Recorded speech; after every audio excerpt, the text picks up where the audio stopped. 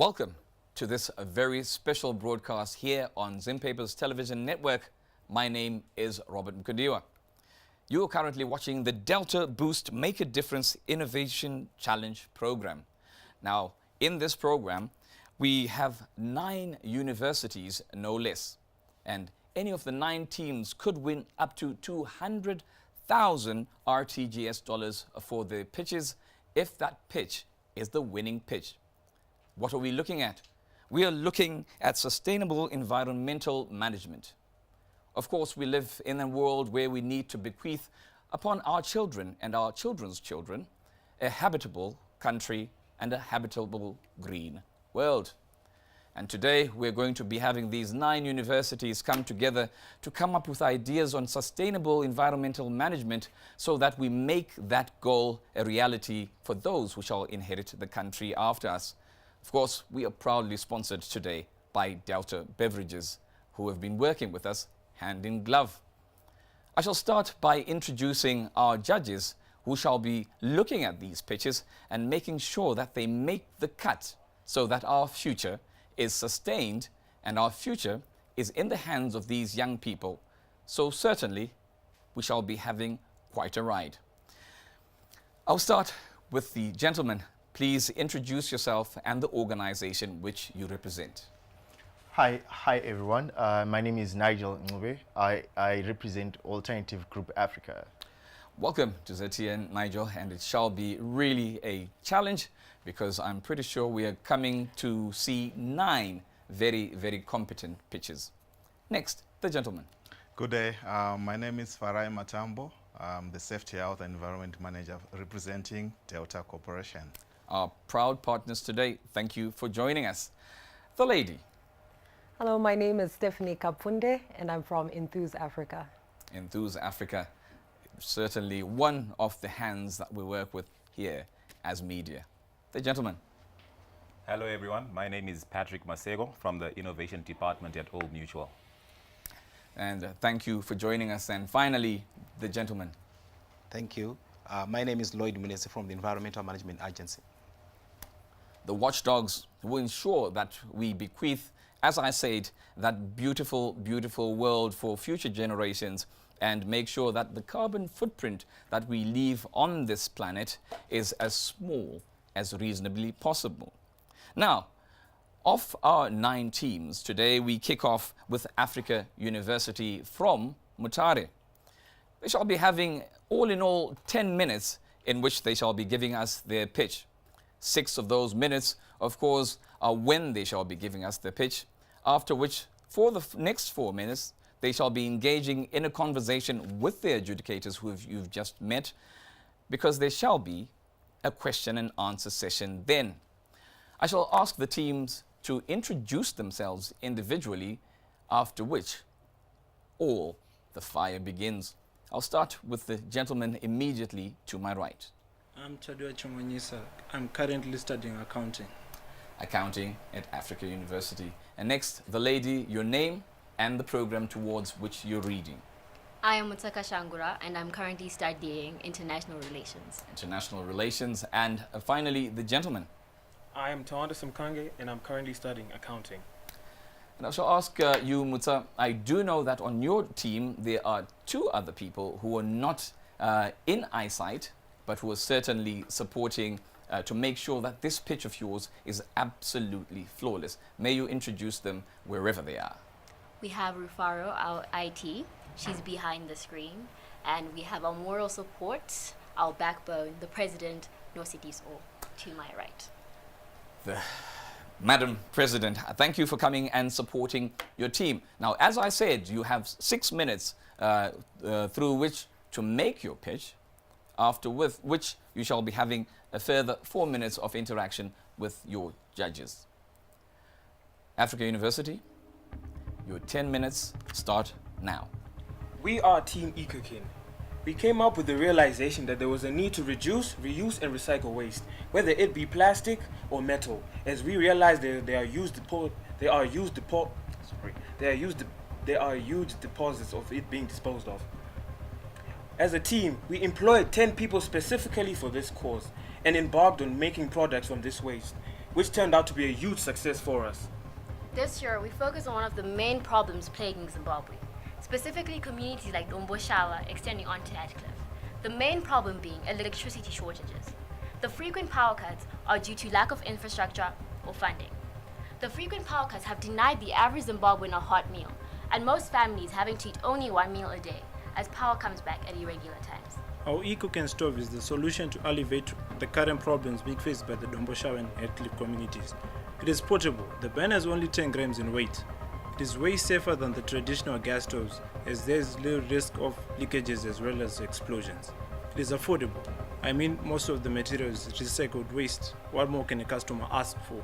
We have used 60 aluminium cans, 30 old paint tins, and 5 bottles of spray paint, including denatured alcohol, to be specific, methanol, which is a clean form of energy. Unlike firewood, which the majority of people Domboshala use, our EcoCan stove is a way better alternative as it is more environmental friendly. And not only that, it does not in any way use fossil fuels that are associated with ozone depletion. This is basically how the EcoCan stove works. Firstly, we start by pouring the denatured alcohol onto the main opening of the stove and filling it to just about halfway to be safe. It will produce a 10 to 15 minute burn time. A 20-ounce water bottle filled with methanol will last a week when people are preparing 2 meals a day, although this may vary. Consumers should, however, note they must not add fuel to an already burning stove and must wait 10 to 15 minutes for the stove to cool before refilling to avoid accidents. The paint tin serves as the pot support when one is preparing the meal. Our market has a lot of potential, therefore it is exciting. With the population exceeding more than 1,200 families, all vying to be our potential customers, we intend to expand to Hatcliffe with potential to reach more than 500 families. We have also decided to tap into new markets, to be specific, tourism. As a team, we realize that our product may be of great help to hikers and true campers as they are lightweight, affordable, and the fuel is easily accessible. We sell our product directly to people in Domboshala, tuck shops and shops distributed all over for only just 350 Zimbabwean dollars. We plan on partnering with a camping shop in Belgravia, Harare, where we will tap into the vital ecotourism market with our product. Having the existing gas stove as our main competition, we've ensured that the design of our product is way better. First and foremost, it's portable. The burner only weighs 10 grams. Secondly, it's affordable because it's made from recyclable material, which also cuts down the waste in our environment. Unlike the use of firewood, the EcoCan stove will reduce deforestation in Domboshala and Hatcliffe, respectively. Furthermore, the size of the stove will reduce the risk of big explosions. From the 30 stoves that we made, we managed to sell 5 stoves to families in Domboshala. The other 10, we've supplied them to 2 tuck shops, that is 5 for each. This is a short testimonial to show you some of the things we're talking about and the families that we have impacted. Ndozotafadzwa togara Domboshala pa25 anotenda timu reEcoCan nebasa rakuitira kwakanaya yesterday kwanaya pasina pekutangira magetsi akaenda pasina huni izvizvi ndakashandisa stove yavo idea yavo kuita hairi nice nekufara ende mafriends anga kuchifaro ndoshanda usiku night takutoishandiswa nemafriends angu tichibika tea. The idea is good. Well done, guys. One of the tuck shop owners called this morning requesting for more stoves, as the ones that he had have already been sold out. As our customers become more aware of our product, we expect to sell up to 50 stoves by end of November. We have engaged in cleanup campaigns in Harare twice and in Mutare as well. As a team, we conducted a 7-day Make a Difference challenge where we spread recycling tips and poor waste management tips. We also plan on we are partnered with renewable eco solutions, which help make our EcoCan waste collection much easier. EcoCan's capital, that currently sits at 6,000 Zimbabwean dollars, comes from the company's savings and contributions from members to fund the project that we have embarked on. Our product not only creates disposable income for our consumers, but it caters for a clean environment as we use clean energy in the form of methanol. This has helped us in achieving the SDGs 7, 8, and 12. Through a shared vision for sustainability, in less than a month, we managed to collect 768 cans of waste only in Domboshala. created 2 partnerships, secured more than 6,000 Zimbabwean dollar in project funding, consulted for 6 small businesses to support our growth for our local economy. And we project to generate 10,500 in the next 6 months.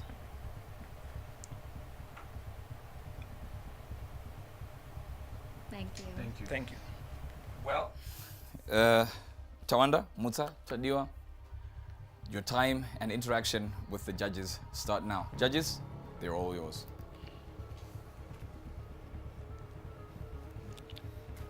All right, thank you.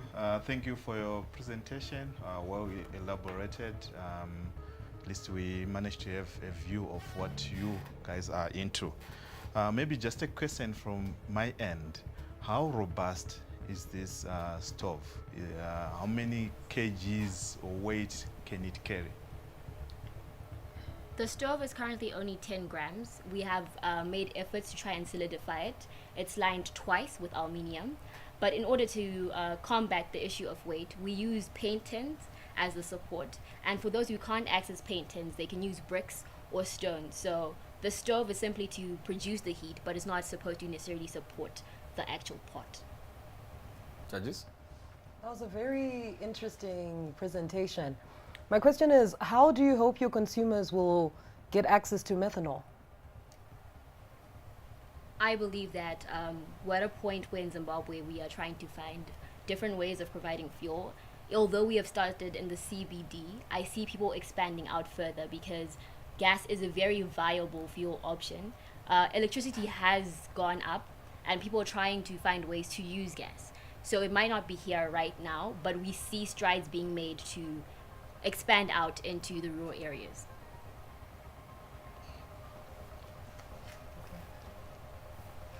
It's a very good presentation. I'd just like to find out how's in terms of your core market, in terms of your communication structure, how are you planning to execute that? We had started with visiting the areas. We go directly and communicate with people on a first-hand basis where they can ask us questions and understand our product on a first-hand basis. And then from there, we hope that with word of mouth and with the frequent visitations, we'll spread the word on our product, and then we will start having like physical shops there. Okay. Patrick? Thank you, team, for the presentation. You spoke about 1,200 families in the Lomboshava area, and you also mentioned that you're selling it at about 350 Zimbabwean dollars, and you look forward to getting about 50 sales in the month of November. But what's the current traction? I'm not sure if you mentioned it in the presentation. How many have you sold so far? All right, I'll answer that. We're currently sold 15 of our stoves. So as one of my colleagues says, even this morning, although we haven't put it in the books, one of the tuck shop owners came to us and said he wanted more, wanted 5 more.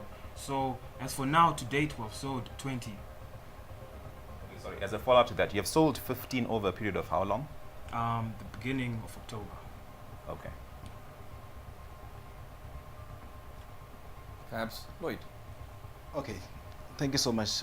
Powerful presentation. Just looking at the sustainability aspect of it, the raw materials, the fuel. Is it feasible for the communities to be getting the fuel all the time? You need to look at that as well. As I mentioned earlier, I hope that I see as gas as a very viable fuel option, and I feel like strides are being made to expand out and for people to have the fuel there in rural areas. That is my hope. Well, unfortunately, the 10 minutes all in all ends now. We have seen this presentation from Africa University with regards the EcoCan stove. Will it be EcoCan or EcoCant? Only time will tell. Africa University, good luck, and certainly we shall see you at the tail end. And also to you, we hope you enjoyed that presentation, and keep tuned because we still have 8 more presentations that are due to come and challenge what we have just seen from Africa University.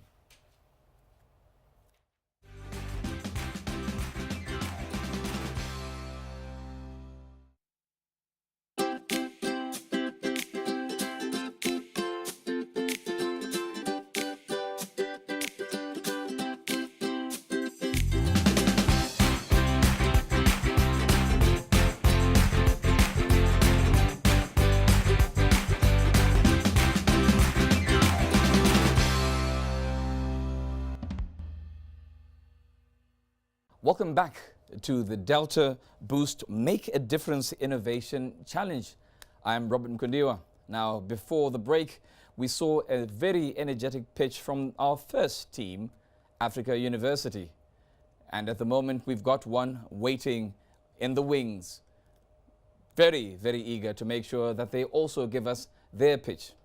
Remember, we're seeking sustainable solutions to waste management, and this is a program, of course, which has other partners, including the Make a Difference Foundation and certainly the Boost Fellowship. We've got 9 teams all in all, 1 down and 1 waiting. And of course, we still have our judges waiting to make sure that they come up with the best one. Waiting right now, we have Bindura University, who are eager to give us their pitch. Bindura University, I'll ask you for your names and the program towards which you're reading towards, starting, of course, with the lady. I'm Danai Ngwarati. My name is Tatenda and I'm doing physics. My name is Martin Makombe and I'm doing banking and finance. Danai, what program are you doing? I'm currently studying optometry. Optometry? Yes. I see. Well, as always, they shall be having 6 minutes to give us their pitch, after which they shall have a further 4 minutes to interact with the judges in a question and answer session. Bindura University, good luck. Your 10 minutes start now. I make a difference. I made a difference. And together we are Afro-Waste. The proper use of science is not to conquer nature, but to live in it. Wise words from Barry Commoner. Now is the time for us to move on with technology. And us as Afro-Waste, we are moving steadily, and we have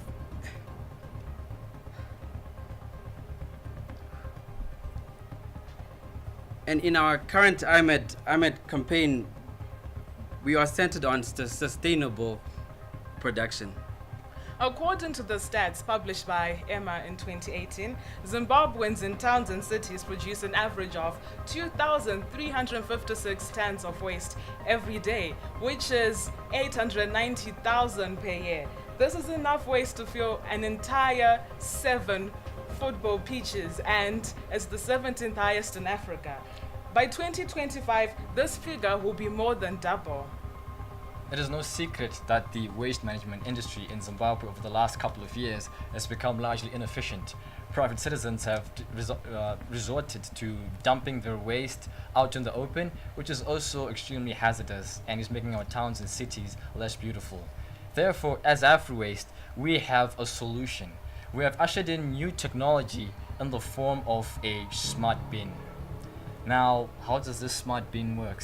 Well, it is a bin that is made of aluminum cans, and it is rigged with a fill level sensor that detects exactly the level of trash inside the bin. So once the bin is full, it will send information to a cloud-based analytics, because it is also rigged with the Ethernet module. So when this information is sent to this cloud, it is the relevant authorities can then access it, and then it will also inform them that the bin is now full and due for collection.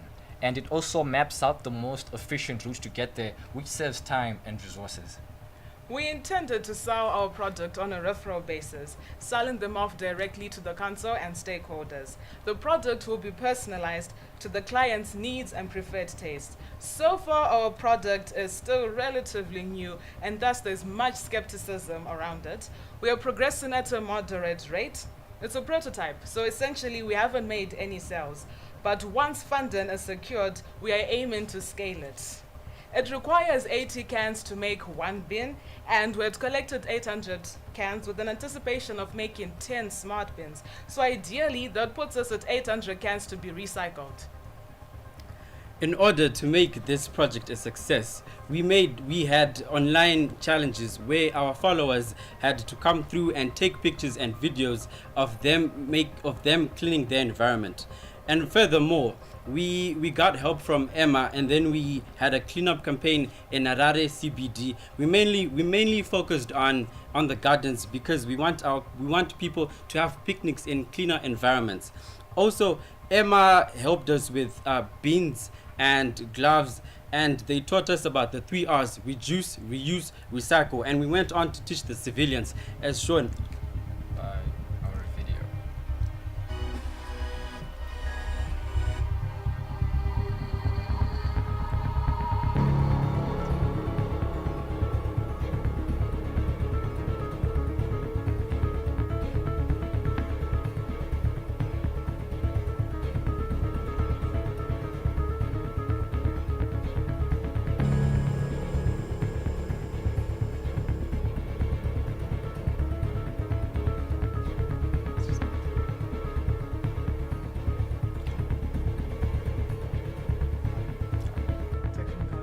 Our project was trying to address sustainable goal SDG number 11 by the UN, which states efficient and responsible waste management practices.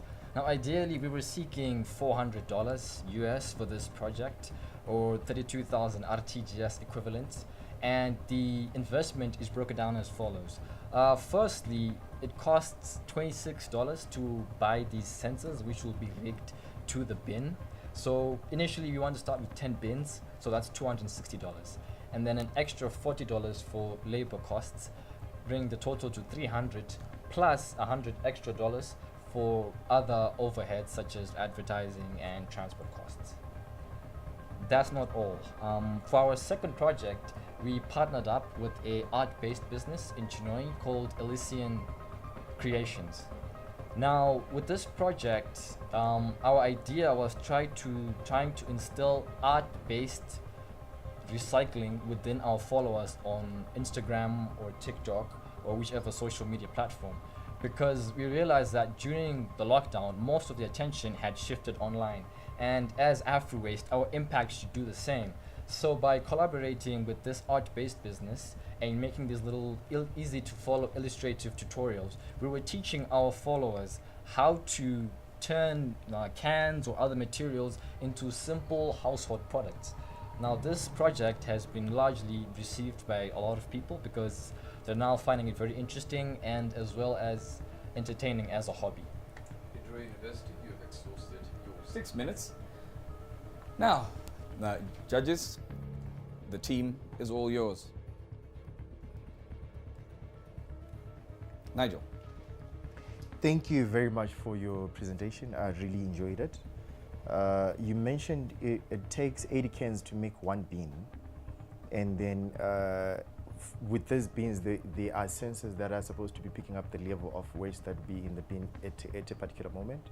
Yes. Have you really done your cost structure in terms of how much it costs to actually run that system? From the IT aspect of it to actually being able to communicate with the sensors from your background perspective, like from your back office perspective. Well, because you highlighted $260. Yeah, for 10 bins. Okay. So you're asking whether or not how much it costs to maintain. Have you done your cost analysis in terms of how much it really actually costs to run the system? Not really. We had not done the cost analysis as to how much it costs to run the cloud-based analytics. Okay. Right. Thank you for your presentation. I liked the way you brought in issues on research in terms of what has happened around generation of waste. But I'm also eager to know, and picking up from what my colleague said, you said you need about 800 cans to manufacture your 10 bins. What impact will you make with that based on the community that you are coming from? How much of the waste is generated in that particular community? And your 800 cans, what sort of percentage will that be, so that we can then measure the impact of your project? Well, ideally, since this is still sort of like a startup concept, and we wanted to start with 10 bins. We weren't exactly looking at how big of an impact we could try to make per se, because when it comes to making an impact, we know that we will definitely need more than 800 cans. So this was more or less sort of like a trial run in a way. But when it comes to trying to make the real impact, we'll definitely need to acquire more cans and try to contact some other recycling companies. Patrick, you had a question. Okay, thank you. Thank you, team. That's a very good presentation. And what really spoke to me was the fact that there's a lot of tech involved in it. But what I now need to find out is, what have you done as a team to make people want to throw their trash into the cans? I mean, it's a trash can, for crying out loud. And why would people want to throw it into that particular bin? And when they do, what other partners do you have to ensure that the trash is actually collected? Because you spoke about the can having sensors that when it gets to a certain level or when it's full, it's going to let you inform you that the trash can is full, and then you then deploy probably vehicles to go and pick up or collect the trash. Now, which partners do you have that assist you with that, and what's the guarantee that they'll always be available to actually collect the trash when the cans are full? Ideally, the project is mainly aimed at corporates and city councils. So as for individuals owning the bin, I highly doubt that. So if the bin is being owned by corporates and city councils do have their own vehicles that they use for garbage collection already. So we don't have to provide vehicles on our own. As for the guarantee, by virtue of them buying our product, that also ensures that they will probably have to go and collect their own trash, because like I said, city councils already have their own cars that collect. So once they buy, it's now their responsibility to collect the trash. The bin will just tell them the most efficient route to get there. And well, that exhausts our entire 10 minutes. I know the judges were itching to ask more and more questions, but unfortunately, we've wound up the clock. And of course, that winds down on the second presentation, the second pitch here, and that was Bindura University. I would like to also say that behind the scenes, they also have on the team Christine Mwaluza and Natasha Kambizi, who were also on the tech side. If you're just joining us, this is the Boost Make a Difference Innovation Challenge here on Zimpapers Television Network, proudly sponsored by Delta Corporation alongside their partners, the Make a Difference and the Boost Fellowship. Now, 2 have gone down and we've now got 7 more to go. 7 more universities coming to pitch. So stay tuned as we await those teams.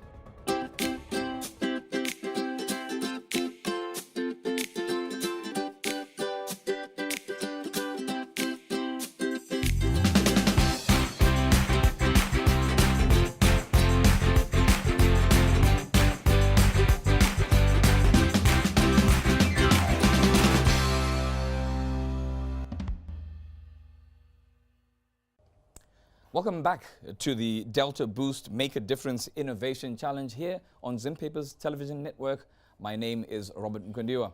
Of course, this is proudly sponsored by Delta Corporation alongside its partners, the Make a Difference campaign, as well as the Boost Fellowship. Of course, we are looking at leaving a legacy for our children and our children's children so that they can at least inherit a beautiful world when we leave it. And how best can we do it other than going forward and looking for sustainable, renewable energy issues and, of course, initiatives, rather. We have seen 2 universities come and go. Now I have the National University of Science and Technology in the house waiting to give us their pitch today. Of course, our judges remain here, and they're eagerly also awaiting this presentation, because right at the end, only one team will walk away with that ultimate prize of 200,000 RTGS dollars. Welcome, National University of Science and Technology, and I'm going to ask that you introduce yourselves one by one, starting with the gentleman immediately to my right. I want you to give me your name and the program towards which you're studying. Thank you so much. My name is Trevor Vunzani, and I am currently studying for my Bachelor in Chemical Engineering at the National University of Science and Technology.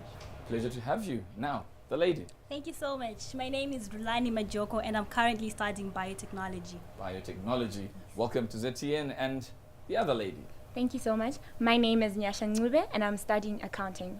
Accounting. And finally, the gentleman. Thank you very much. My name is Tendai Dara and I'm studying accounting.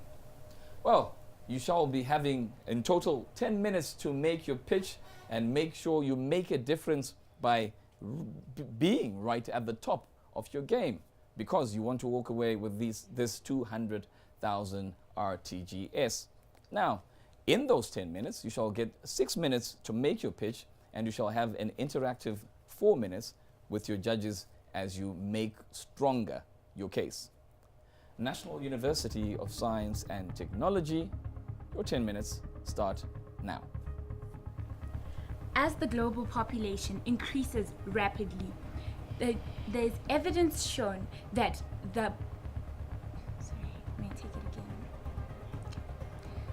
As the global population increases rapidly, the demand for the product of consumers has increased, escalating to high levels.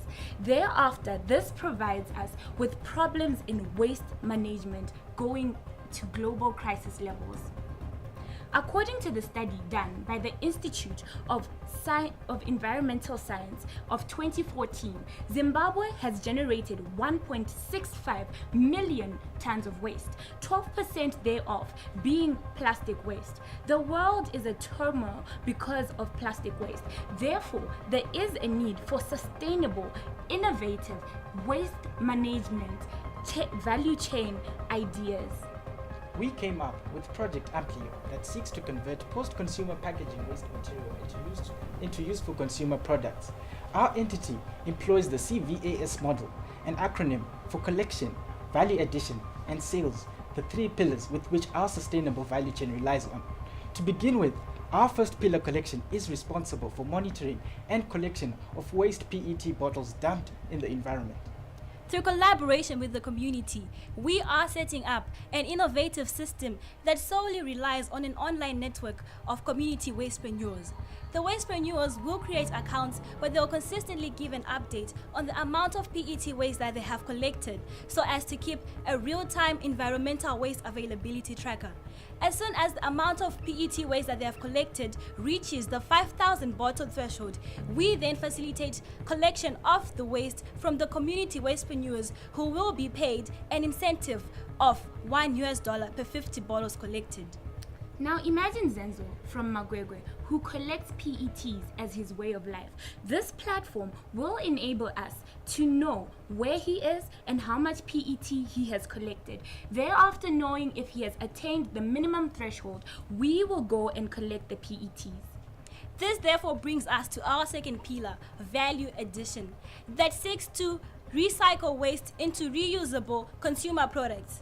In our needs assessment, we dispatched a research team to investigate ways in which plastic could positively impact the world without being dumped and neglected while harming and degrading our environment. And we discovered that one of the most reasons why people go to see doctors is because of back and neck pain. Ladies and gentlemen, approximately 6% of the people over the age of 65 suffer from back pain. Back pain is also common in pregnant women, as evidenced by the population at a census done in 2019. Ladies and gentlemen, as Project Amplio, we have successfully developed the 3 products that we are currently testing in the market. One of our first breathtaking products is the bin bag cushion, constituting 50% PET, 40% cotton, and 10% fabric. Not only is the bin bag comfy, but it is also designed with a therapeutic appeal, which provides. Can I take that again? One of our breathtaking products is the bin bag cushion. Not only is it comfy, but it is designed with a therapeutic appeal, providing the perfect posture not afforded by any ordinary cushion. Our second product is the head neck pillow, which constitutes 90% PET, and our third product is the weaved basket. Finally, for our sales, we have created awareness through media platforms such as Facebook, Instagram, and Twitter. In addition to this, we have held cleanup campaigns that have successfully been implemented. Thereafter, we made partnership with the Trade Pump Seeker online platform, which has our company profile as well as the listing of the products we are offering for a broader market. Our cash cow at the moment is the beanbag couch that we are selling at 5,500 RTGS dollars, and our market is enormous and inexhaustible. With the beanbag couch becoming a key trend in home decor as a result of the growing middle class population, as well as growing consumer need for a flexible space in the home, there is a guarantee in a market boost. Our goal, therefore, is to secure distribution in hospitals and beauty salons, as well as to sell to private practitioners who specialize in physiotherapy and occupational therapy within the next 12 months. The advantage of our product is it's not coming in to replace already existing products, but complementary, which will be bought at, but is coming in as a complementary product that will be bought as a result of preference. Moreover, in terms of our financial, moreover,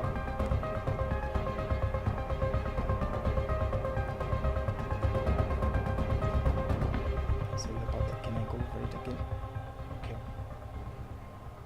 Our product is coming in with a competitive appeal, not only to replace products that are already existing, but as a complementary product that will be bought as a result of preference.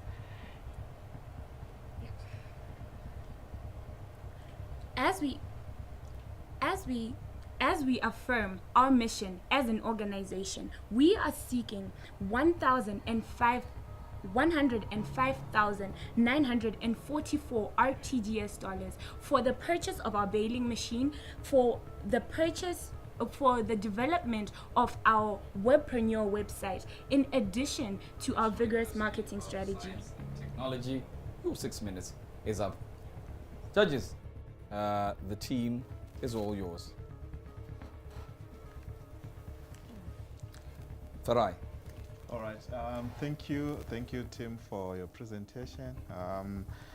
Help me understand just a few issues here. In terms of your collection model, using your Wastepreneur package, how do you intend, or how are you collecting from the vendors? You know, when someone logs in to say, "I've got enough PET," how are you collecting there? And then as a follow-up to that question as well, because you know that PET has got high volume and low weight, so how are you managing that front as well? Thank you for the question.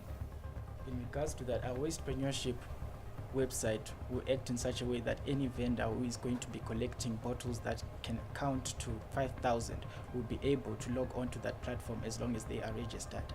And they will get in touch with us, and we will be able to send in our lorry or our trucks to facilitate the movement of PET from that place to wherever we will be storing our PET. And please kindly, would you repeat the second question? I'm saying you may know that PET has got, large volume against low weight. So how are you managing that front so that you also break even in terms of cost?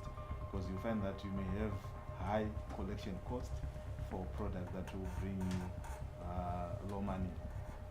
Okay.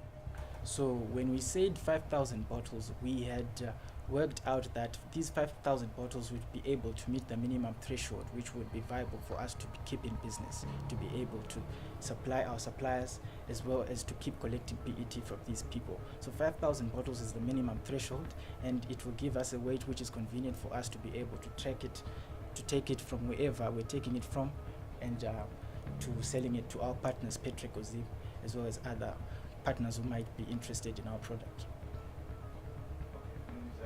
A follow-up and maybe a suggestion for you is to ensure compaction of the PET on site so that you also address the issue that I'm talking about. Thank you. Patrick. Okay, thank you, team, for the presentation. I noticed, if I recall well, you've got a chemical engineer, bioscientist, and accountants. Who's the physiotherapist within the group? I mean, what's informing the design of the couch that you have come up with? You spoke that, you mentioned that, well, you gave statistics about people with back pain. And obviously they need to be seeing doctors or specialists in that field. And have those been consultant in the design of the couch? Because now we need to know whether there's actually a market for it or it's just something that looks aesthetically pleasing. Okay, thank you very much, Mr. Patrick.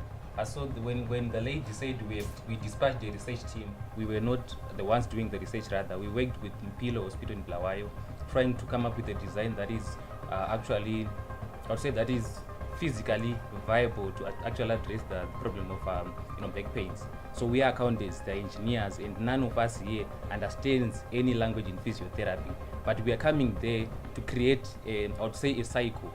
Ampilo is a project that's trying to create a cycle where physiotherapists, accountants, and all these people get to meet and come up with something that is going to change the society. Well, unfortunately, your time is up. I'm going to ask Trevor. I do know that there are two other members, or there's another member of your team who, of course, is not within sight. I want you to just tell us who that person is before we wrap up your presentation.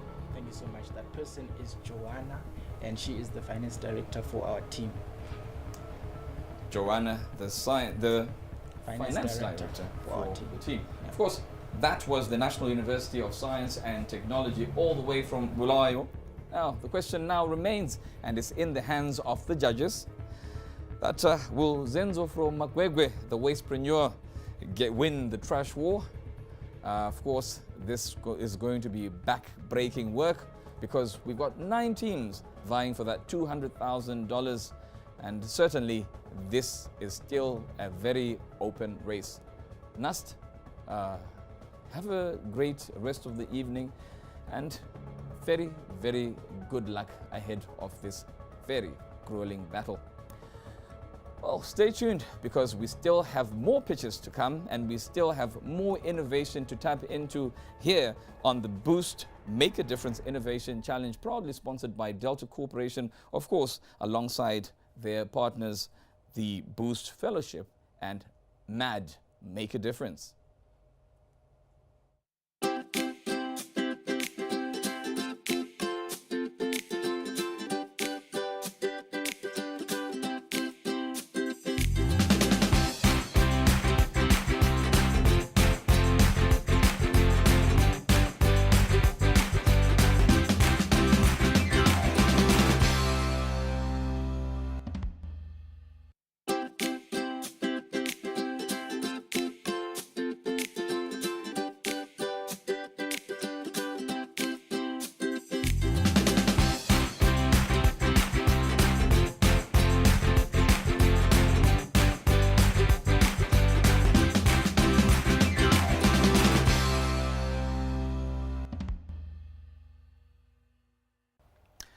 Welcome back to this exciting evening here on Zimpaper's television network, where we're hosting the Boost Make a Difference Innovation Challenge. Of course, it's sponsored by Delta Beverages, or rather Delta Corporation, and the Boost Fellowship, and indeed the Make a Difference, MAD. Are you making a difference in your community to make sure that we leave a society going forward that is habitable for those generations that ought to come after us?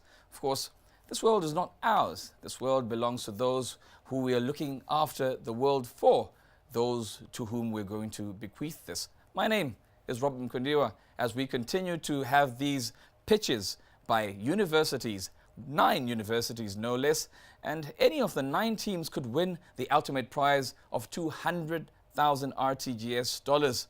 But first, they have to outmaneuver the rest of the team because everybody wants that money. Now, to pitch, we'll have a university that has just graced us and is raring to go. It's the great Zimbabwe University, all the way from Masvingo. I still have my judges in the room who are also eagerly anticipating this next pitch to see if it fits the bill and if it's worth 200,000 RTGS dollars. Great Zimbabwe University, welcome to this auspicious occasion, and we eagerly await your presentation. I shall ask you to introduce yourselves and the program towards which you're reading, starting with the gentleman in green. Richard Milans, doing development studies. Richard, welcome to the competition and the colleague. Tatenda Mpiwa, doing development studies. Tatenda, well, I will tell you that we've seen very innovative pitches coming before you, and certainly, good luck. What will happen is you shall have 10 minutes all in all to make your pitch. Your pitch shall last for 6 minutes, and the rest of the 4 minutes shall be your interaction with the judges as they grill you, because nobody just lands 200,000 RTGS dollars without a bit of a grilling and without a bit of explanation. Good luck once again. Your 10 minutes start now. Current problem, innovation and smart agriculture. Current problem, Masvingo is a university. As such, there are extremely high levels of pollution as the better part of population lives off fast foods. As a club, we noted the need to turn that negative to a profitable positive. We then struck up a partnership with Masvingo Ward 1 ladies to turn those plastic PET bottles to paving bricks. The ZEGU Boost Club has been working with Masvingo Ward 1 ladies for a while now. During one of our routine visits, we noted that they were struggling with supporting their tomatoes properly and resorted to using shoestrings, bags, strings from sacks and other alternatives which produced a half-bagged job. This then prompted us to also look for an alternative that did not cost an arm and a leg. Our product and service. Working with the ladies allowed us to come up with 2 products. The first one that we termed Gogos Bricks, used a simple process of melting the plastic PET bottles of high temperatures, then mixing them with sand until a desirable consistency is reached, then placing them in paving molds until they are set. The bricks do not take long to set. Once they are dry, are an amazing alternative to the traditional bricks. Agriculture on its own is an expensive endeavor at best. There are several hidden costs that both commercial farmers and home farmers face. Our innovation will help them be environmentally friendly whilst cutting costs. Ladies and gentlemen, the second product that we termed Agrosol allows us the opportunity to just that. We have found that by cutting the plastic PET bottles, we could produce strings of varying wires, which we could then use as an alternative to store bottle strings. We have managed to cater for to tackle a number of sustainable development goals. We have catered SDG number 2, which is zero hunger. We have managed to cater for SDG number 3, which is good health and well-being. We've managed to cater SDG number 8, which is decent work and economic growth. We've managed also to cater SDG number 9, which is industry, innovation and infrastructure. How big can this get? Gogos Bricks have already received notable success as well as recognition. We have already have a niche market base in Masvingo with potential to grow. How do we plan to make money?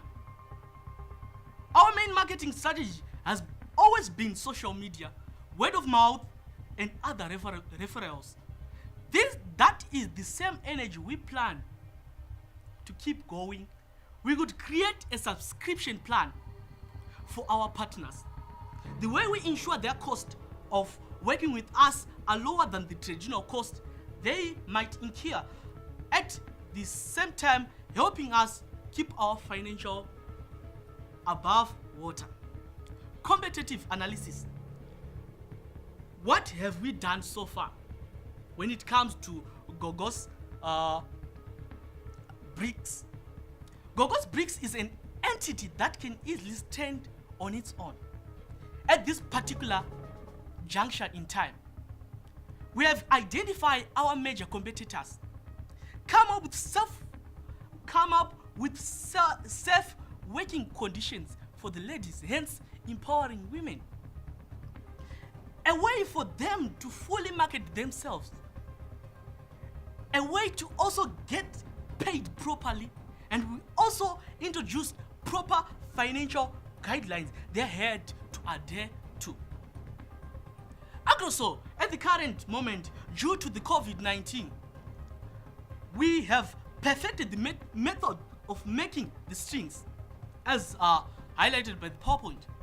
We have perfected the method of making the strings, plastic strings, and ensuring that they are steady enough for the project we are undertaking. We also have approached potential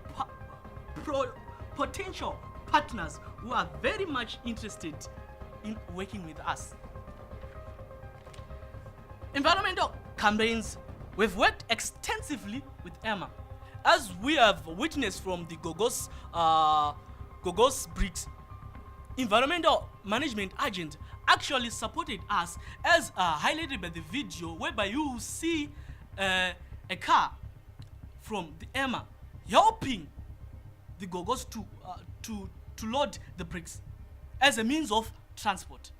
Actually, which shows that as a university, we've managed to engage with our Masvingo Emma in conducting also cleanup campaigns around Masvingo and campus. However, due to the lockdown restriction, it has been challenging to us to meet as a team to conduct them. Your 6 minutes is up. Thank you so much. And now I'll leave it up to you, the judges, to communicate. And we shall start with Stephanie. Thank you very much. I didn't hear you talk about money. How exactly do you have an existing cost structure, and how exactly do we intend to generate the type of income that can make this business sustainable? Okay, actually, when it comes to in terms of money, we managed to have a model, a protocol for these agrosols. We managed to have a protocol for this agrosol project, whereby we want to produce strings. So we say we manage as a group, as a university, we managed to come up with an idea whereby we are going to have someone who's going to design the actual protocol, a professional designer who is going to design a protocol for us.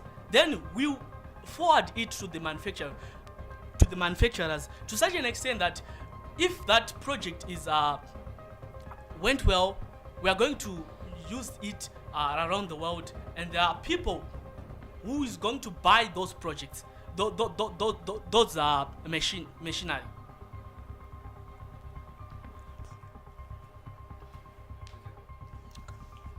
Good evening. Well, thank you for your pitch. I see that you highlighted that each brick cost 45 cents. What currency is that? It's in US dollars. Okay, if it's in US dollars, did you perhaps look into what are the other alternatives in the market and how much they cost, comparing your product as well? Okay, we managed to compare other alternatives, and we came up with a solution whereby we say that these bricks are environmental friendly. That's the first point. So the price might be slightly high than the actual the other alternatives bricks. So because these bricks are environmental friendly, that's why we pitched the price. Farai. Thank you, and good evening. Have you calculated in terms of the number of PET bottles that you would need to make up one brick? And as a follow-up to that as well, what measures have you or will you put in place to ensure that there is adequate supply of that particular PET, seeing that it's in high demand? Okay. On that one, we did not calculate the actual number of the PET that we need to make a brick. But actually, we shall see that because people are not making or are not taking serious on the issue of recycling this issue, it's not a problem for us to have them. We always collect them in the roads and also where they are being displaced. So as for to have them for us, it's not a problem, and it's not a big issue for us to collect them and make them for the bricks. Actually, for making bricks, we don't need much PETs, but only few can help us to make the bricks. Well, fortunately, their time is up, and so is the judges' time, because, well, the judge's decision is final when it comes to time. My decision is absolutely final. Well, thank you so much for your pitch, Great Zimbabwe University. All the best, and certainly that has been an intriguing presentation.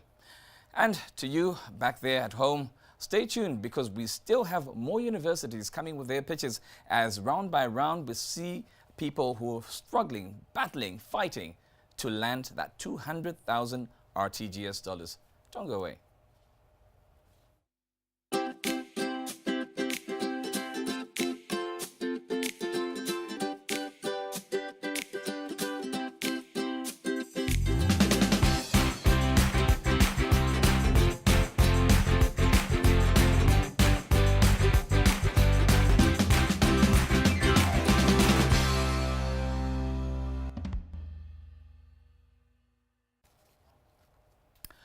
Welcome back to the Delta Boost Make a Difference Innovation Challenge here on Zimpaper's television network, where we're seeing some incredible pitches from 9 universities, no less, in their endeavor to win and put their hands on that 200,000 RTGS dollars if their innovative idea gets the thumbs up from our judges. Our judges have been going through very interesting presentations, and it seems we're going to continue like this, because we've got yet another team coming on. And certainly we're happy to be having this, because this is something that is sponsored by our partners, Delta Corporation Limited, the Make a Difference Initiative, and of course, the Boost Fellowship. My name is Robin Kundiwa, and now let's meet the team that's here. It's the Zimbabwe University, all the way from Bindura. ZEGU, welcome to this very, very challenging platform. And I hope you guys are ready, because we've seen some incredible pitches, and certainly more incredible pitches will be coming after you. I will ask you to introduce yourselves and the program towards which you're studying. And I'll start with the lady to my right. Thank you. I'm Joylin Chiezambayo, level 1-2, studying law. Studying law, certainly. Voice of a lawyer. The gentleman.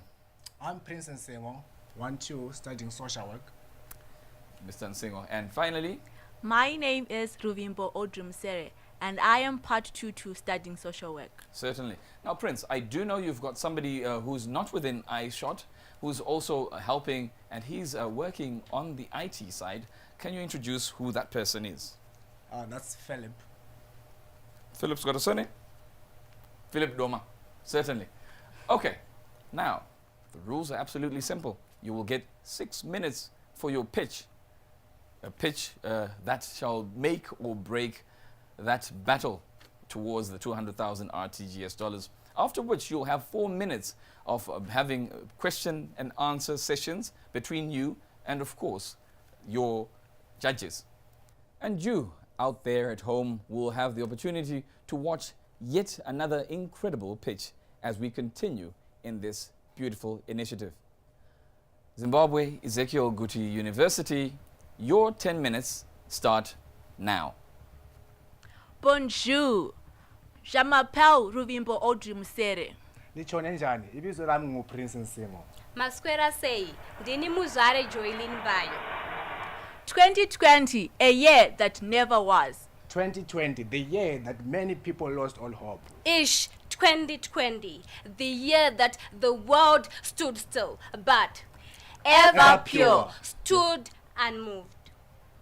Ever Pure is a team that aims at making a difference through innovation. It's not only about innovation, it is also about achieving social economic development. And also, Team Everpure is running under the theme Make a difference made. As students from Zimbabwe ZEGU University, we came up with a product that we called Everpure, which we decided to make so that we can make a difference to the community through the recycling of PET bottles in order to make mattresses and pillows. Through our needs assessment, we identified problems and decided to come up with three, that is social, economic, and environmental, and this led to the establishment of our company Everpure in August 2020. And well, as when we did our needs assessment activity, we actually found out that the communities have got certain difficulties, including unemployment and land pollution. As a result, we decided to make it a mission of high importance to discover the solutions to these problems. We came up with the project Green Mattresses, which is running under the team Everpure, which ventures in the production of mattresses and pillows through the recycling of PET bottles. Well, we managed to partner with certain companies, including Emma, Petrocosm, and the Dutch Farrell company. This actually helped us on the vital procedures of our project.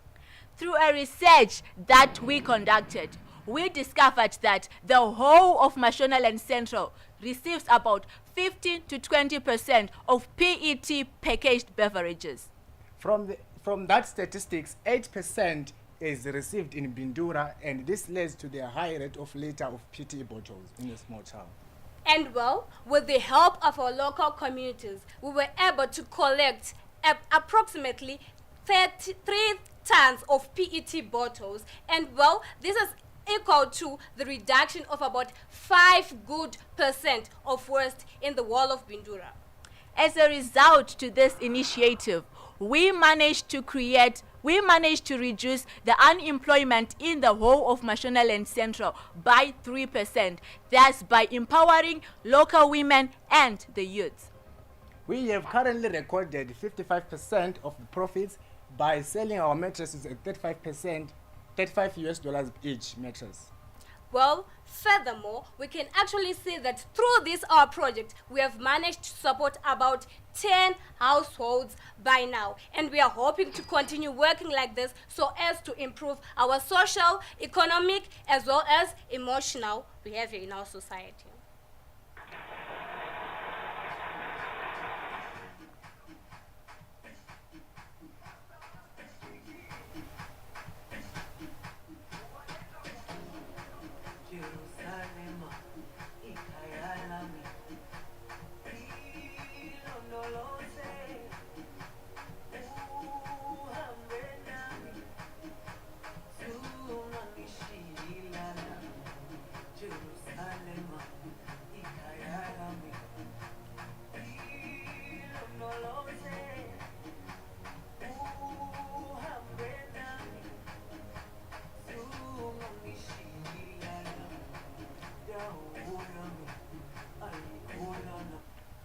As a team, we are aspiring to get our own machinery.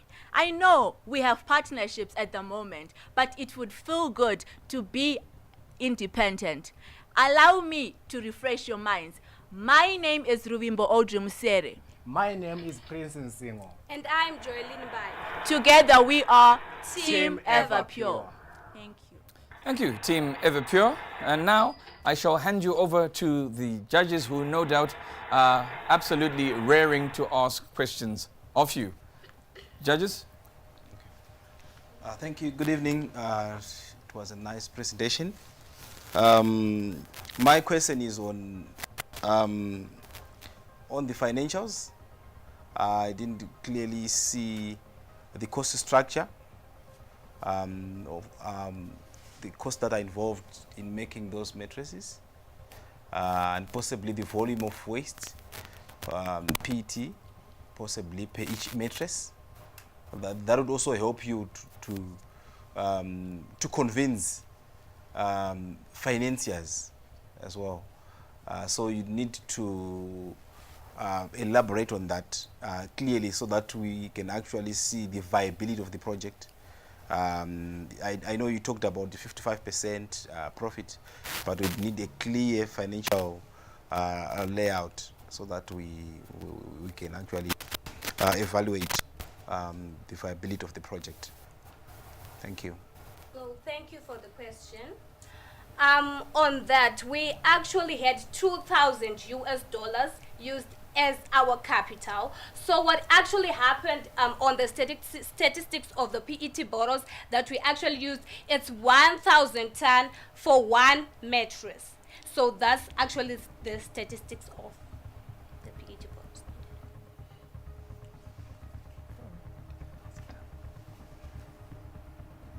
Judges, you need an elaboration. I certainly think so. Patrick, please, thank you. I missed what she said. Did you just say she needs 1,000 tons for a mattress? Yeah. And the mattress is going for $35. Do a quick calculation. And it's still profitable as opposed to just selling PET directly to other processors of it, because I think it's going for about, do you say 10 cents per kg? It's 10 cents per kg, right? So when you do the numbers, does it still make sense to be doing the mattresses or just selling PET directly?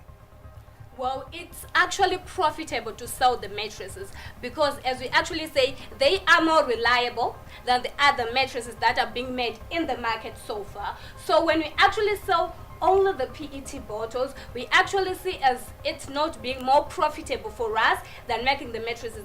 As we have actually partnered with Zimbabwe University to actually sell them those mattresses. So we are actually seeing a brighter future on us selling the mattresses rather than the PET bottles themselves, because there are more organizations which are willing to actually buy our mattresses. So the more mattresses we sell, the more profits we make. Stephanie. Okay, thank you and good evening. Do you mind quickly walking us through how exactly these mattresses are made using the PET? Okay, thank you for the question. So after collecting the PET bottles, obviously, we actually go to the companies. We were actually working with Petrocosm on that. So the first stage is they actually crush the PET bottles until they are fine chips. And then the second stage, they now wash them and dry them. And then the last stage now, they actually melt them and mix them with certain chemicals before actually flattening them to become the mattresses we actually want. And in addition to that, the chemicals that we mix the mattresses with, the product with, are formaldehyde, benzene, naphthene, and water. Judges, any questions before we unseal this dome? Just a quick one. You highlighted, well, one of my colleagues was asking how much material is needed to put into one mattress. You highlighted a ton, correct? And then you highlighted that to date you've managed to collect 3 tons. Have you made 3 mattresses? Yes, sure, we did. Okay. Well, that has been an elaborate pitch. As I said, many have come before you, many have impressed. Did you impress as well? Did you do better? Only time will tell.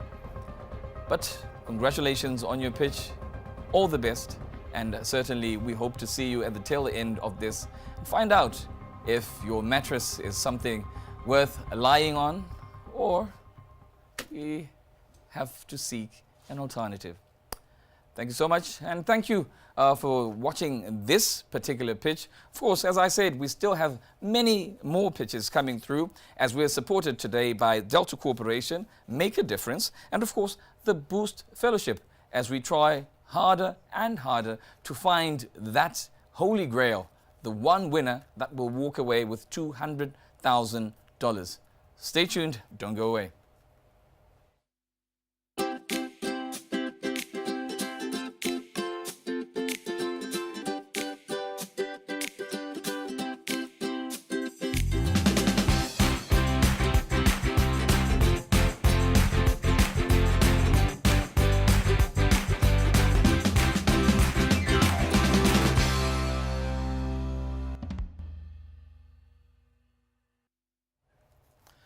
Welcome back to the Boost Make a Difference Innovation Challenge. It's a challenge that is proudly sponsored by Delta Corporation Limited in conjunction with Make a Difference and the Boost Fellowship.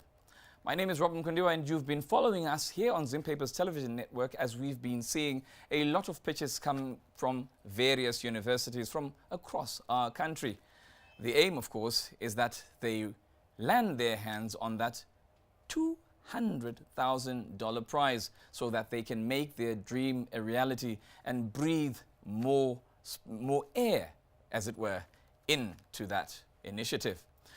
Of course, I'm paying tribute to our judges who are going to be listening intently to make sure that at the end of the day, the most deserving winner walks away with that money. And now I've got a team that has just come through, and it is the Women's University in Africa. I will ask that you introduce yourself and the program towards which you are reading, and I'll start with the lady to my immediate right. I'm Fadzai Chikore, studying towards social work. Well, I'll assist Fadzai. She is Fadzai Chikore. She is studying social work. Now, the lady. I'm Immaculate Kusangaya, studying degree in psychology. Immaculate, welcome to the challenge. Next, the lady. I'm Tabiso Piri, studying a degree in social work. Tabiso. And finally, Lindani. Lindani Mushandiru, studying social work. Lindani, you've got the added task of introducing one more person, because you've got another person on your team right here behind the screen, and she's doing your IT. Who is that person? It's Adele Mawarire. Adele, thank you for assisting your team. Well, you have 6 minutes to pitch, 6 minutes to make these esteemed gentlemen and the lady believe in you and your dream. After that, you will have 4 minutes with them where they shall ask pertinent questions to make sure that they tighten their understanding of the pitch that you're going to give. Your fate lies in those 10 minutes, and indeed you've got your colleagues watching from across the country and they're rooting for you. Good luck. Your 10 minutes start now.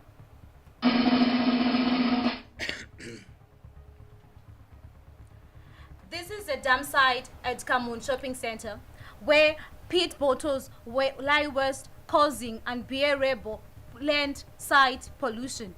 This is evidence all around Mandresa, Mabuku, and Matongo, where peat bottles waste are serving as breeding places for pests and diseases. This is due to the result that the community lacks knowledge on how to dispose, reuse these peat bottles for sustainable use. Agriculture has grown over the years due to the use of seedling trays. These seedling trays are used to nest seedlings before planting them. Tobacco farmers especially use these seedling trays to farm. But due to the COVID-19 pandemic, the distribution and availability of these seedling trays has decreased since they are imported from China and Germany. Very few companies here in Zimbabwe produce these seedling trays. In Zimbabwe, agriculture consists about 17% of the country's GDP, in comparison to the world's 8.3%. That being said, we can note that agriculture is a key factor in almost every Zimbabwean's day-to-day life. We noted that in Mabuku area, there were a lot of PET bottles laying around. Our solution was to collect, wash those PET bottles, then shred them into thread using shredding machines to make 3D trays that are used for seedling nurturing by farmers. About 70% of farmers in Zimbabwe are responsible for producing the staple foods such as millet, sorghum, and grains. However, they face a huge problem, that is low investment capital. That being said, they're not able to afford the more expensive and durable equipment used by the large holder farmers. Therefore, we as Women's University took it upon ourselves to be able to produce cheap and affordable trays to be used by smallholder farmers. Because, ladies and gentlemen, we understand that agriculture in Zimbabwe is very important and it helps to sustain communities. Therefore, this is how we produce these 3D trays. So we collect the bottles, wash them, put them in a vacuum, and they shrink in size. Then we put them into a shredding machine, which shreds these bottles, and then we put them in a 3D printing machine that then produces these 3D printing trays. On top of that, we are also responsible for producing 15mm drip irrigation poles. This is done because farmers also face a challenge of not having enough irrigation equipment to irrigate their foods. The reason why we would urge farmers to purchase from us is because we are cheap, we are affordable, and these same 3D trays can be recycled and reused over and over again. Our main competitors at this point is Agri-Universe, but however, they cater for large holder farmers. We, as Women's University in Africa, we cater for the smallholder farmers that contribute about 70% of the market share towards staple foods.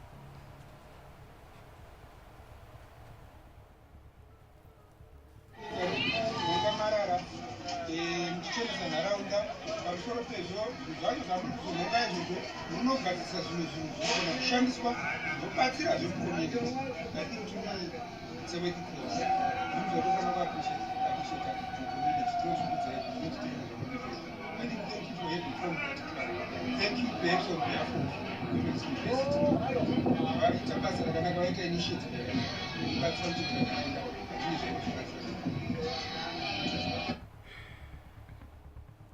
Our project, which involves the making of 3D trays and 15mm drip irrigation pipes, is environmentally friendly, which enables it to run for a long period of time. Our main targets are the small farm holders, because the 3D trays and 15mm pipes are, because the 15mm trays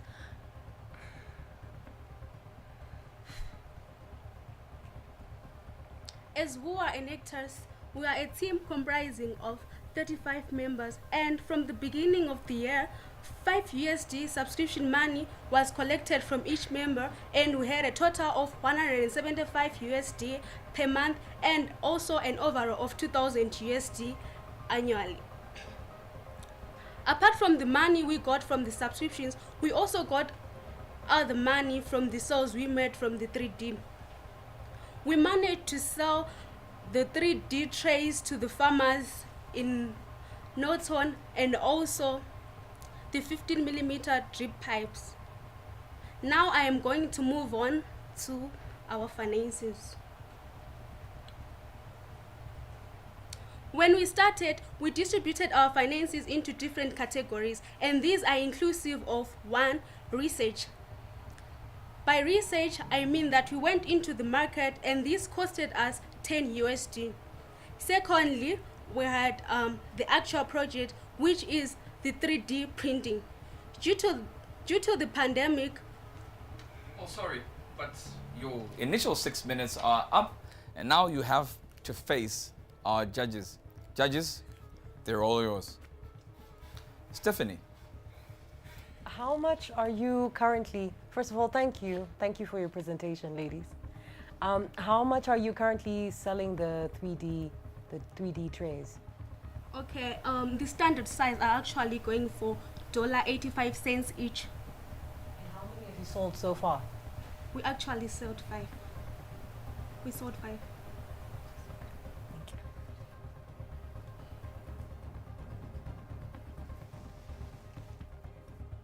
Nigel.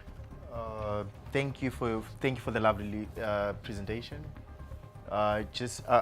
I'm just curious into your whole business element is centered around the 3D printing. Who provides the 3D printing for you? Okay. So what actually happened is that we actually partnered with the Yonda company, and they managed to turn our bottles into the 3D printing thing.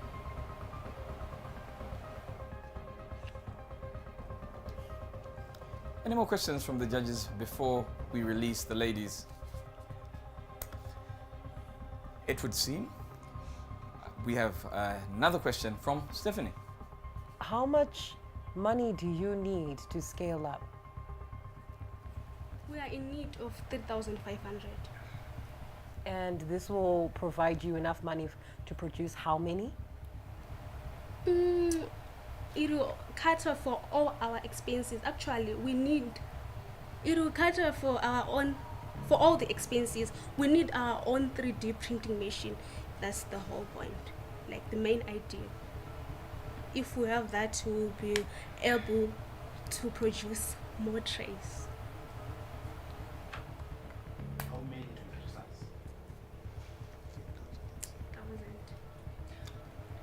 You need to research. As many as we can.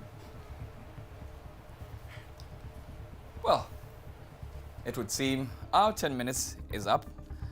Women's University in Africa has been nice. Good luck. Many have come before you. Many will come after you. Fingers crossed that you have given the pitch that will make you walk away with the 200,000 RTGS dollars and perhaps make your dream come to fruition. Of course, remain here on Zimbabwe's television network because we still have more pitches to come here today. And certainly thanking the Delta Corporation Limited who have made this initiative possible alongside the Make a Difference and the Boost Fellowship. Don't go away, stay tuned because it's not over until the 200,000 RTGS has been snapped up.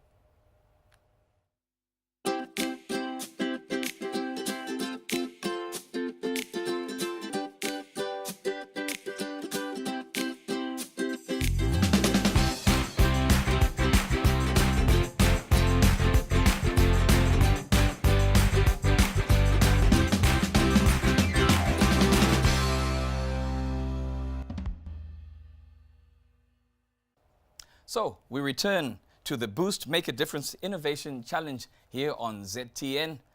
We still are waiting to see who's going to give us that pitch that will give us the winner of the 200,000 RTGS. We've seen impressive presentations. We've got yet another team that's going to fight towards that amount. We've got the Harare Institute of Technology coming to make their pitch.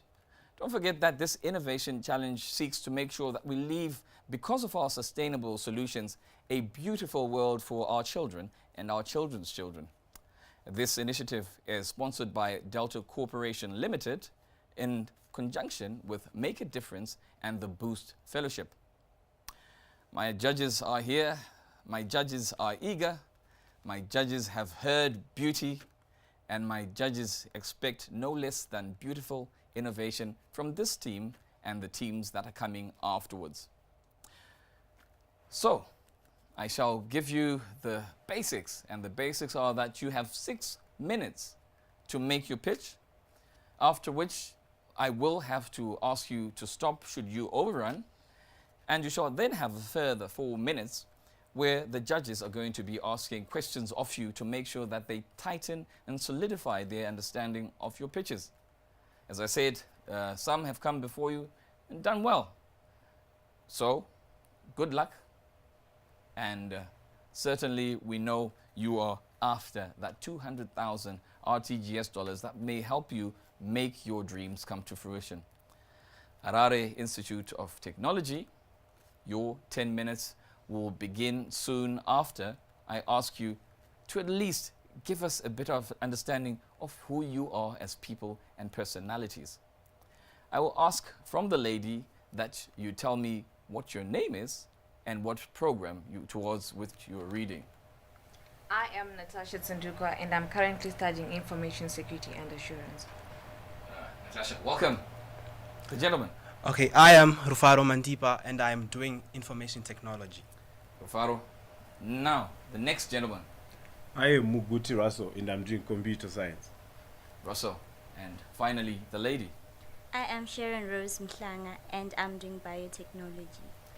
And I shall ask Rufaro that you tell us the name of that IT person who's helping to make your presentation as beautiful as you wish it to be. Sorry, may you repeat the question? Your IT person. Our IT person is Leroy Bayua. He's helping us to develop the system. Leroy Bayua behind the scenes. You've heard the rules, you've seen the engagements, and that RTGS 200,000 is up for grabs. So, Harare Institute of Technology, those 10 minutes start now. Allow us to take you back to early Africa. Vast tracts of land, open spaces, large areas for livestock and habitation. What happened between now and then?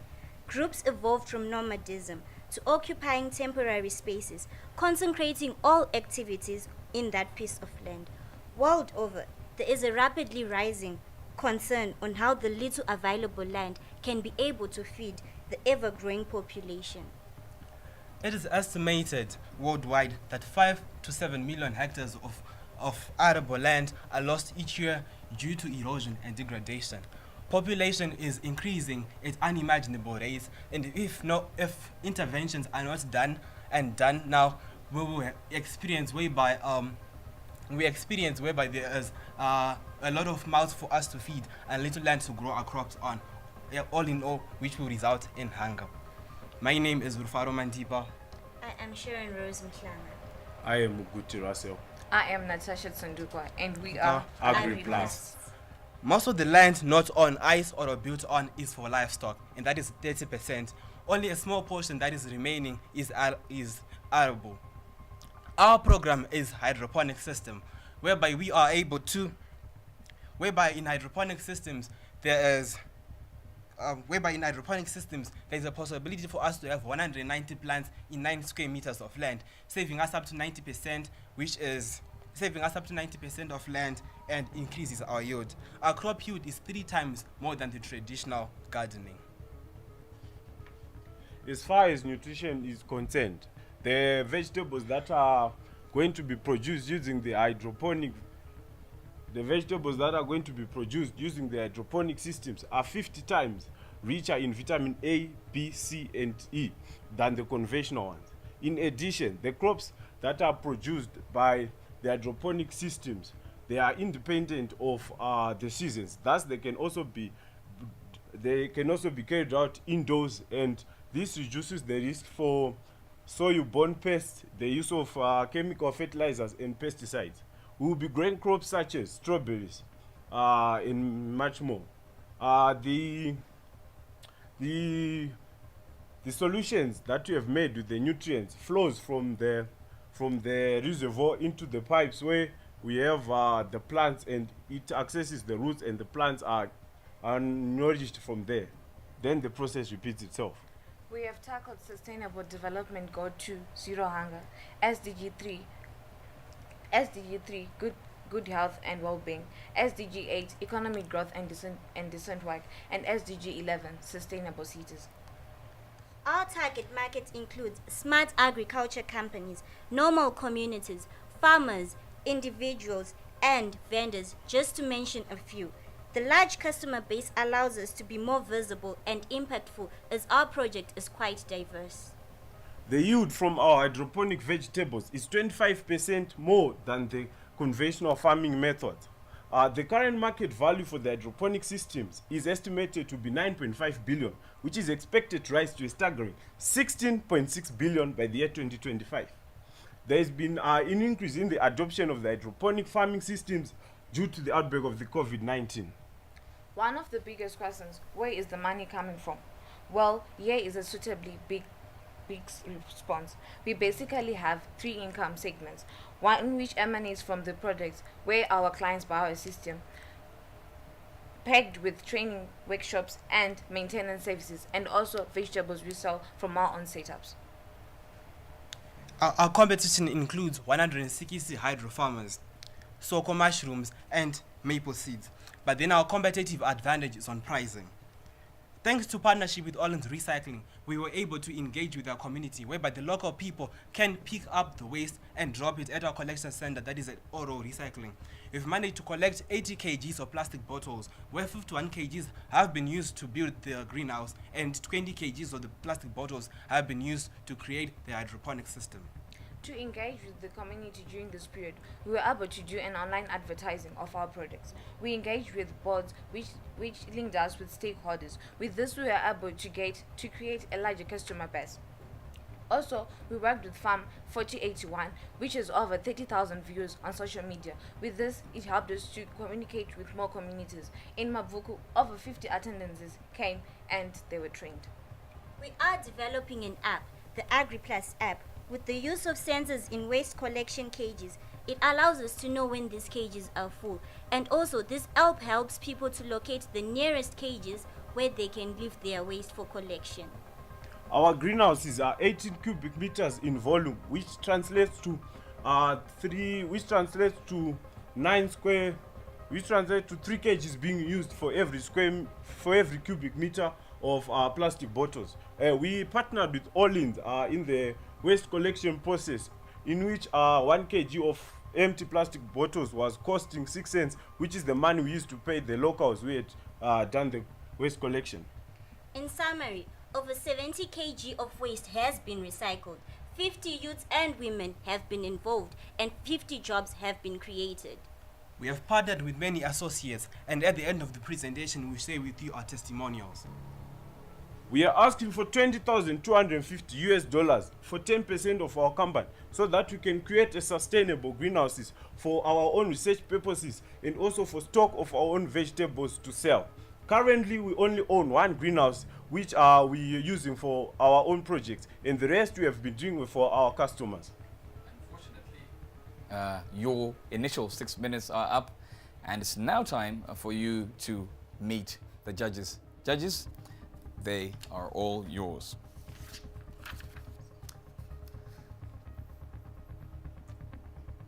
Patrick. Okay, thank you team for the presentation that you have just made. I just needed clarity on 1 or 2 things. You mentioned that 51 kgs of the PET goes into the manufacturing of the greenhouse, and then you've got a quantity that also goes into the manufacturing of the hydroponic system. That's 1 unit that's sold as is. You sell the greenhouse and the hydroponic system as a unit. Yes. At how much? We're looking to price it at $100. You're looking to price it. I thought one of you mentioned that you just have 1 that you're currently using and the rest have gone out to clients. Yes, we are using 1 so far, and the other model we are setting it up for clients in Mavuku currently.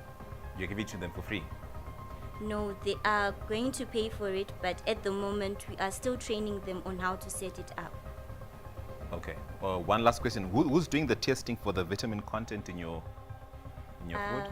I am doing that. I am a biotechnology student, and I'll be helped by my colleagues in the process. Farai. Thank you. Good evening. Thank you for your pitch. I just want to understand your hydroponic system and your greenhouse. How many years will they last? And have you guys planned for the end of waste? What will happen to that particular waste? Our greenhouses will last probably 5 years, and also there will be maintenance being done to them so that they are kept in an upkeep state. So after 5 years, what will happen to the PET that you would have used? We are planning on disposing it through the proper channels that are safer for the environment. Thank you. And unfortunately, that brings us to the end of the entire 10 minutes from the Harare Institute of Technology. Good luck, because certainly there is a lot of competition, a lot of hard work, energy, and tireless dedication that has been put to the thought processes, and we still have other players coming to make sure that they pitch and try to wrest $200,000 that is at stake here. This has been the Harare Institute of Technology here on Zimbabwe's television network as we continue in our quest for the winner in the Delta Boost Make a Difference Innovation Challenge. Something, of course, sponsored for us by Delta Corporation Limited alongside Make a Difference and, of course, the Boost Fellowship. My name is Robert Mkundiwa. I've been taking you through this process, and certainly I shall be on the other end to make sure that we join yet another team as it also takes a shot at that $200,000. Don't go away.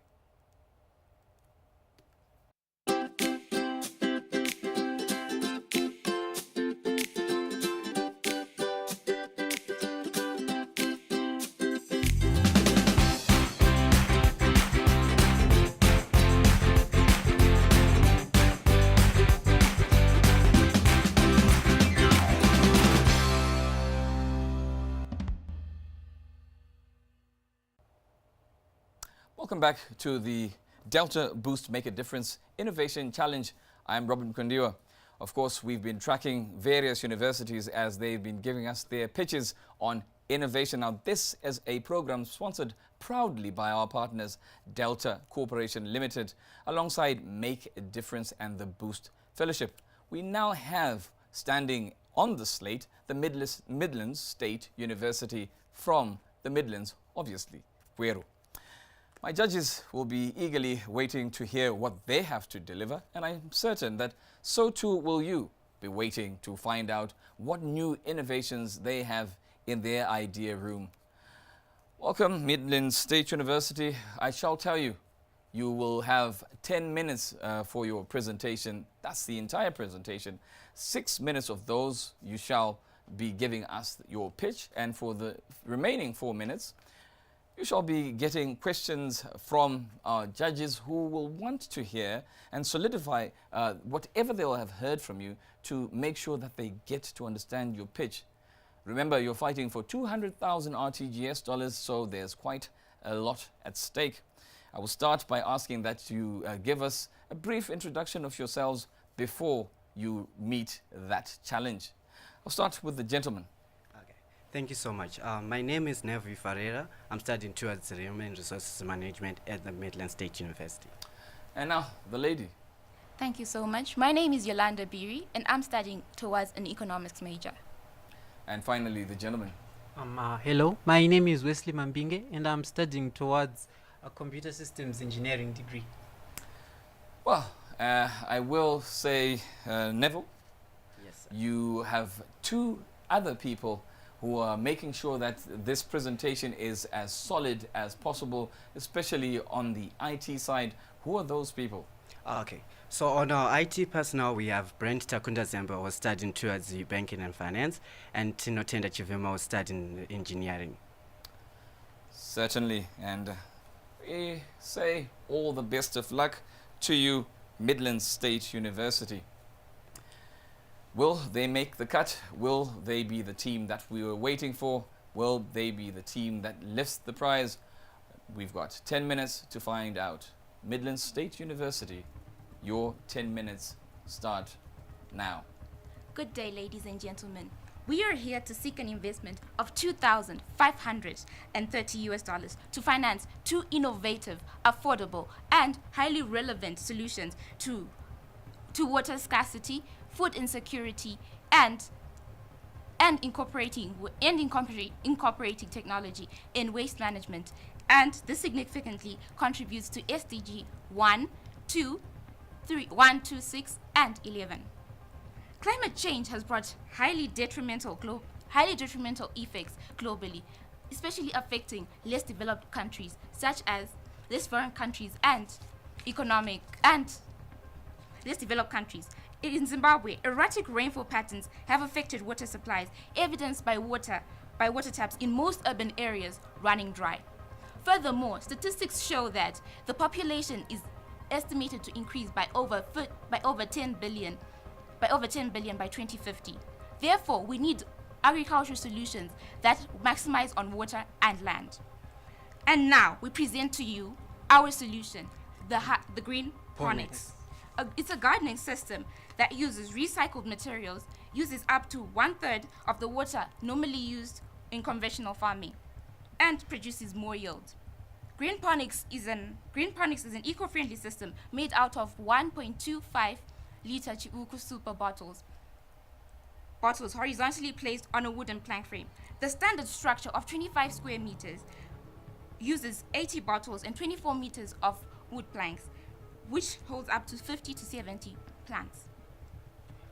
Our baseline survey has revealed that hydroponics is still a relatively new technology in Zimbabwe, with Hydroponics Zimbabwe being our indirect competitor, as we are mainly focusing on greenponics, which uses a mineral called vermexilline. Now, this mineral is a non-toxic and sterile group of hydrated laminar minerals which are high in water and nutrition. They have properties that do not decay, that do not deteriorate or mold, hence resulting in higher yields. The greenponics is also ideal in places where we have low water supplies, in which we now have a scenario where you will be watering your plants 3 times a week.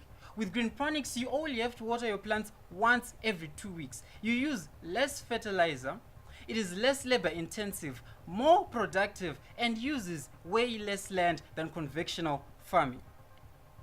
Our business to customer model enables us to sell directly to the customer. This will facilitate and will enable us to understand the customer's needs as well as adopt to their needs as well. This also facilitates a sort of brand loyalty towards the company.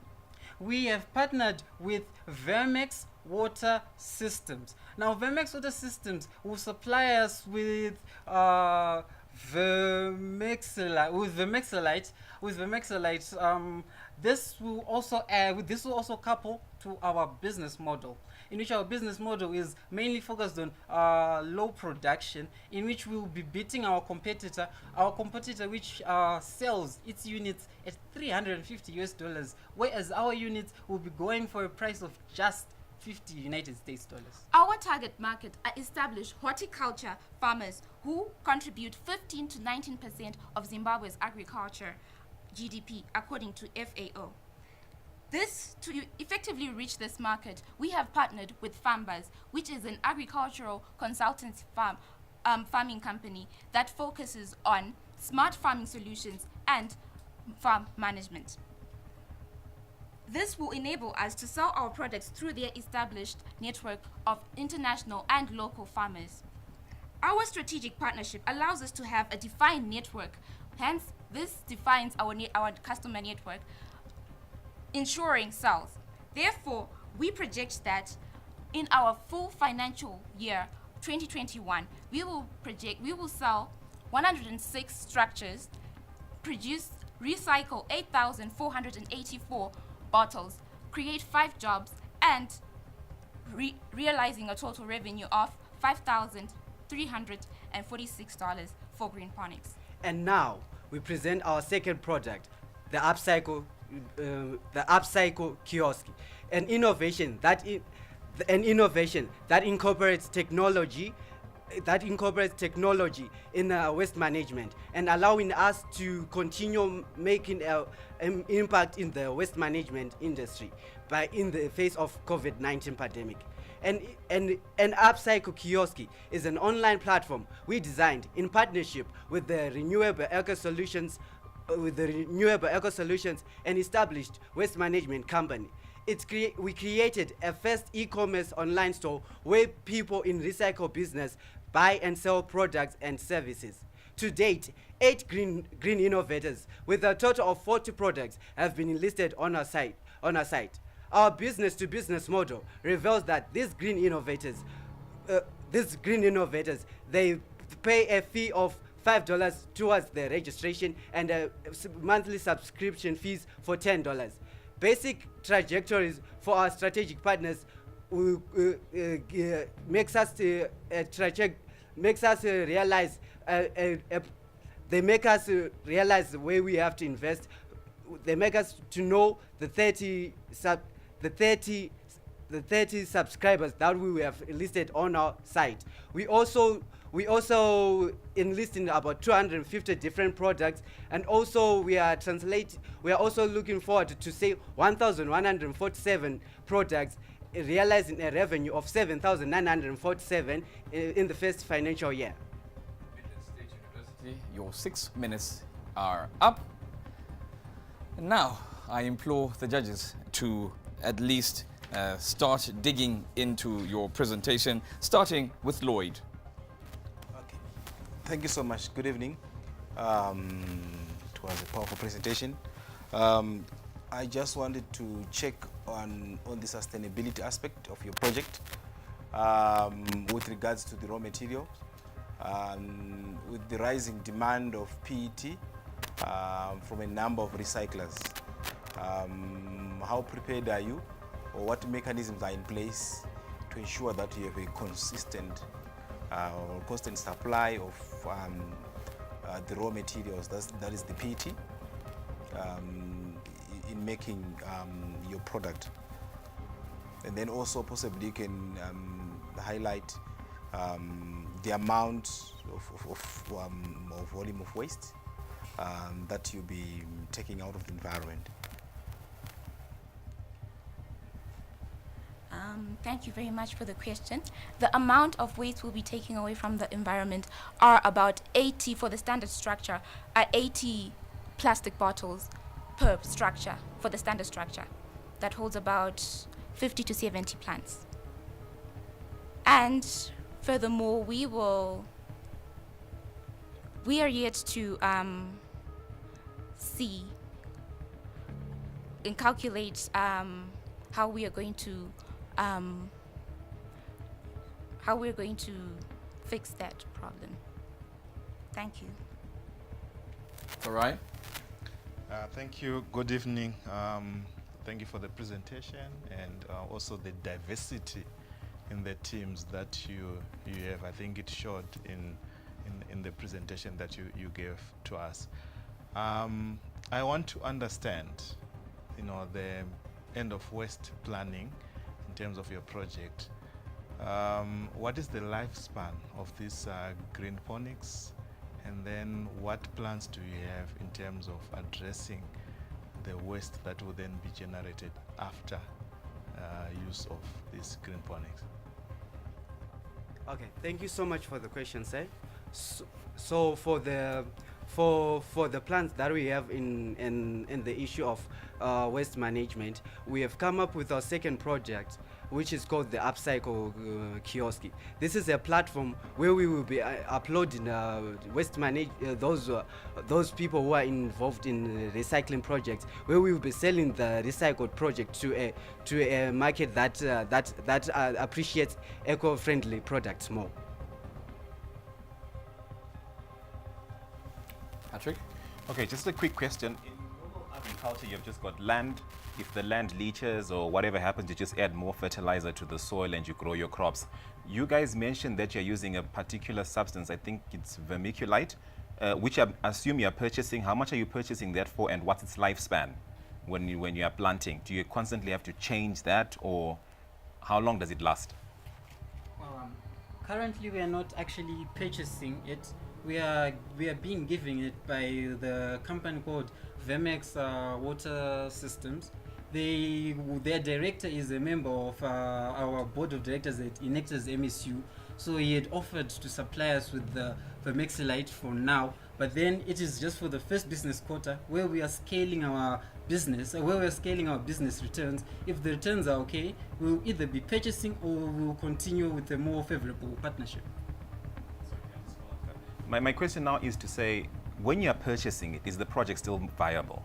Because I'm assuming you're going to make this system, this green ponic system that you mentioned, and sell it together with the vermiculite. And is the project still viable with that extra ingredient included?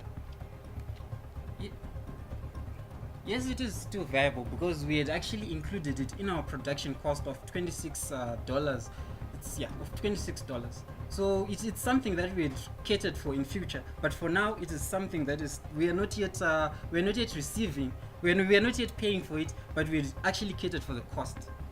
After which your 10 minutes is up. Thank you so much, Midlands State University, for your rather comprehensive presentation. But it's up to the judges to decide whether they loved it or not, or whether you return to the Midlands empty-handed and somebody lands that 200,000 RTGS dollars. Of course, you at home are also deciding who you think you've fallen in love with. If you've found no suitor yet, do not despair, because we still have quite a bit of presentations left. Do not go away, because we've got more and more coming.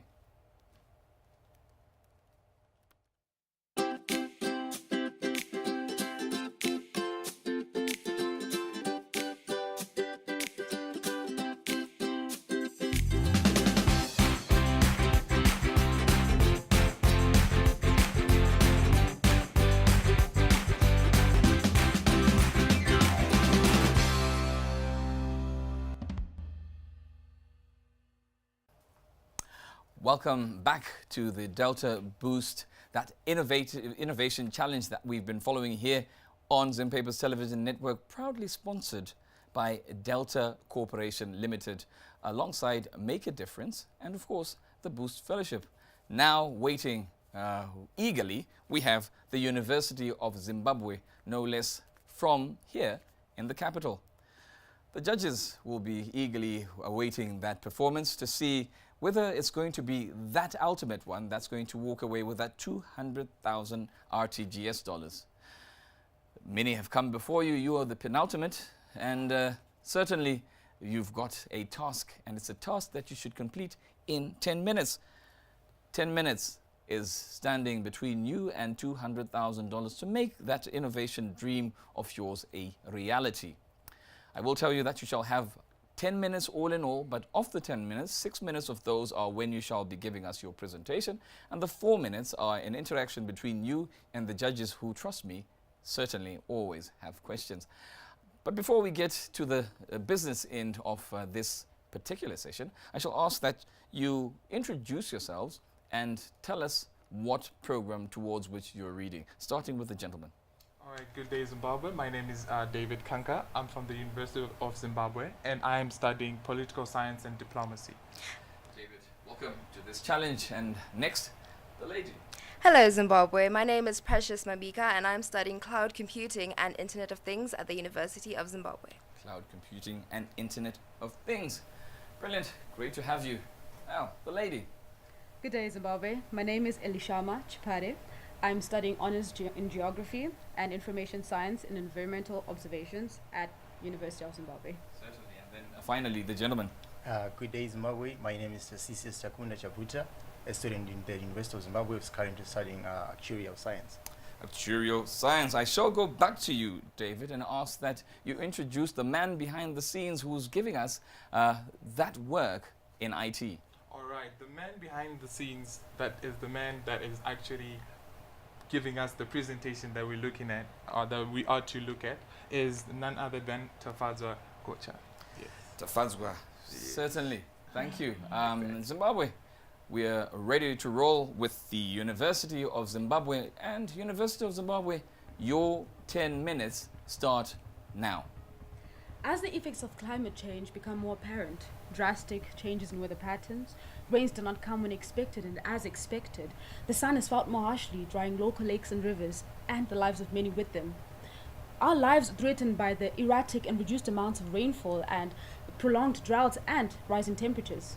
The disruption of livelihoods has affected many people in the sub-regional and most parts of Africa, thus making it very difficult for subsistence farmers to be able to have access to capital. But however, with some of the implementation that is being made, one can assess to the point that there is enough that has been done with what is about to be discussed.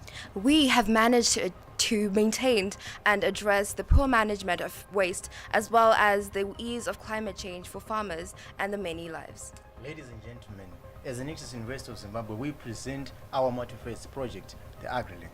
Good day, my name is Elishama. My name is David. I'm Precious. And I am Takunda. Introducing our project, AgriLink.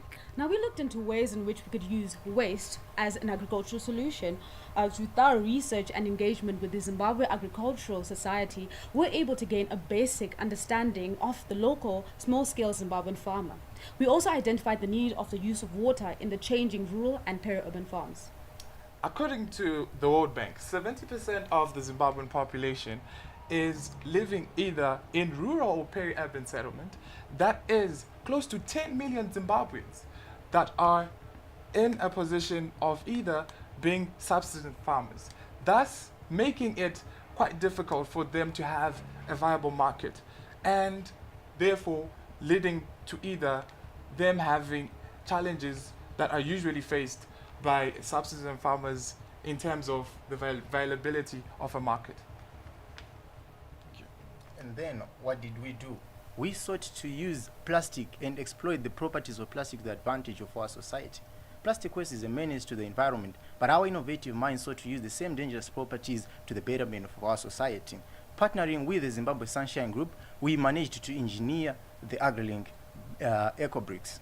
By reinforcing plastic bottles with wet soil, we're able to create a structural unit, turning bottles into plastic bricks. Brick by brick, we intend on creating strong, long-lasting structures to assist in the creation of an eco-friendly agricultural system. Thus, with this, one can note that in order for all this to come to accomplish, we need to have the system of storage, the system of storing water. And this can be achieved if we have a devised plan which can ensure that water can be stored in a method of rain storage system, the rainwater storage system, which enables subsistence farmers to be able to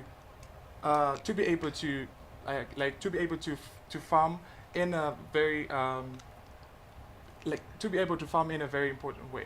Yes. So, our AgriLink EcoBrick has several characteristics that make it suitable for its role.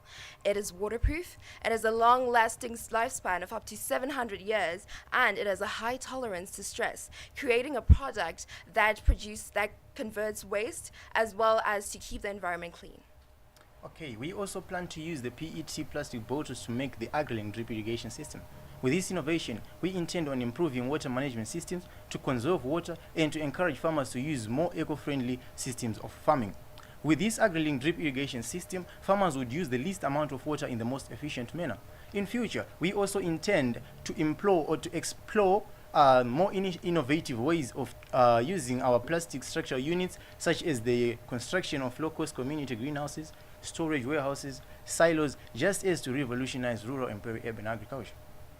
In order to make a sustainable business model, also generating high income but also maintaining a non-inhibitive pricing structure and remaining accessible to the 10 million who are our target market, who the majority of which are amongst our lowest income earners, we have devised an innovative multi-payment structure service which is dynamic enough to be inclusive of a wide range of demographics.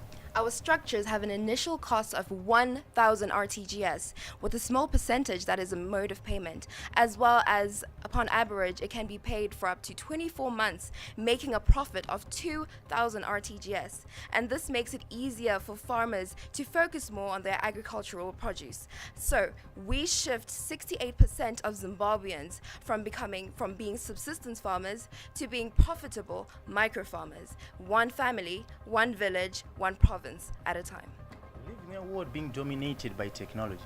Digital evolution and mobile developments are carrying a way that will affect human behavior and world governance. As such, waste management could not definitely stay unaffected by these changes. And for such a reason, we designed a waste recycle support application, the Baget application, which merges behavioral studies and common features from existing apps with a co-design methodology. On this application, buyers and sellers of waste communicate, share ideas, information, suggestions, as well as advertisements. The sellers will post the waste that they are disposing, which will attract their buyers. Thus, one can note that the application can work in terms of having the location and also having the unit per price of the waste. For example, we can take a look at the fundamental issues that are going on in the waste management systems that are happening in Zimbabwe. To further note, we can also state that the waste management system has to have a very strong and durable method in order for us to be able to use this application. Therefore, getting plastic collected and innovating a way to improve the lives of rural farmers was not quite enough, which led us to the revival of our school's Beat Plastic initiative. As AgriLink, we took it upon ourselves to ensure continuity in the thrust upon the agricultural sector. We felt that it was very important for us to also include schools in our community so that they will be able to also learn from what we have learned as well. And also, ladies and gentlemen, it was an opportunity for these schools and the students to be able to contribute their own initiatives. After the course, students will apply the knowledge that they would have acquired in the School Beats Plastic competition. This is an online competition where students are urged to come up with innovative ideas on how to recycle waste. And here, they will upload a pitch on social media. Not only were the students immersed in a pool of innovative ideas by their own peers, but they also got a chance to spread the gospel. Our entries to the School's Beat Initiative competition not only taught social medias about waste recycling, but in other facts, it inspired many to make a difference. So, ladies and gentlemen, through the hard work of our Enactus University of Zimbabwe team, which comprises of 75 members, we have been able to invest over 20,000 hours through technology, and true to our norms and values, we have made a very big difference. Thus, according to our statistics, over 10,000 students have been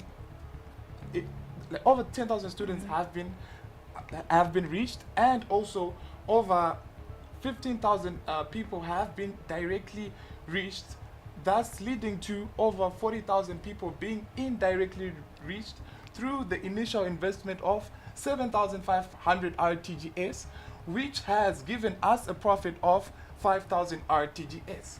We are game changers. We are boundary pushers. We are Team AgriLink.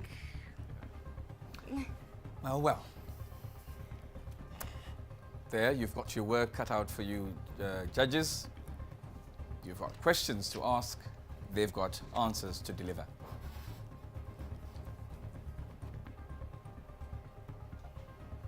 Stephanie. Evening, guys. Interesting presentation.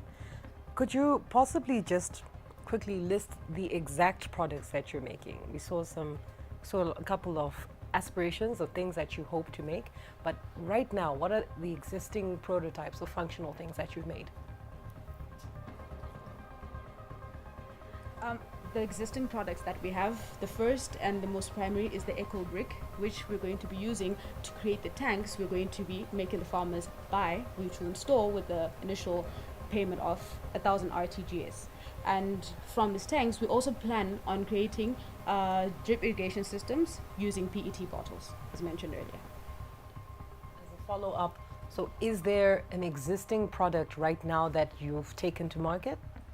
Yes, we have done some projects using this Eco Brick in 8 different places, and those are in Lomboshawa, in Chishawasha, in Bora, and in Hotley. Yeah. And this was at what cost? And this was at a cost of 1,000 RTGS, which this was at 7,500 RTGS for our first pilot projects. And you said that you had, sorry, lots of follow-up questions, but you said that you made a $5,000 profit. So how much were you selling those per unit? Okay, so in terms of our products, we were offering installments in terms of payment, because our main goal was to make sure that the rural and the peri-urban farmers would be able to afford the product. So initially the system says that if we are to install a tank for you, you pay 1,000 RTGS and then the remainder of that you pay it in a period of over 24 months as installments, giving us a total of over 3,000 per each tank in 24 months. Farai. Thank you. Good evening, and thank you for your presentation. Very lively. Just to get to understand, in your 8 projects and your EcoBrink project, you are into tanks. Obviously, you hold water. Have you guys done all the tests that are needed so that you don't have leakages coming out of this innovative project? Of course, we have been trying to understand and working with the protocols of SAZ, knowing that such a projects will be able to impact on the lives of many. So definitely there need to be quality products which each and every farmer should trust. So definitely our understanding of that has led us to the testing of most of the products, even the quality of the sand, our sources, and even talking about the semen that we have used to integrate the items. And also we've also tested in terms of the leakages, seeing that integration of plastic and sand will not actually cause much of a harm when it comes to storing water for a long period of time. After which we have exhausted their entire 10 minutes, and I suppose it's time to set you free. But don't go away, because after the University of Zimbabwe, we've got yet another university that is also vying for that 200,000 RTGS dollars. Of course, this has been absolutely lively, and certainly we've got something more to go as we continue and focus on that wrap-up presentation here on the Delta Boost Make a Difference Innovation Challenge. If you haven't found the team you're looking for, well, don't worry, we still have another one on the other side. Don't go away. Keep watching Zimpapers Television Network.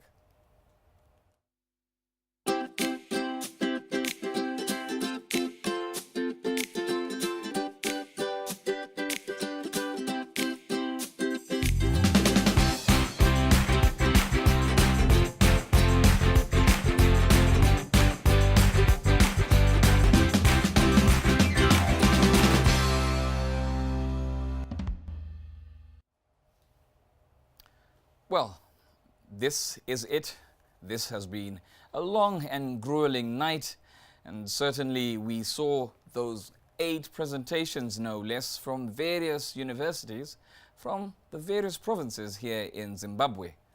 I will tell you now, standing before us are the final university that is making a pitch towards that $200,000 prize that has been put up here by our suppliers and our sponsors.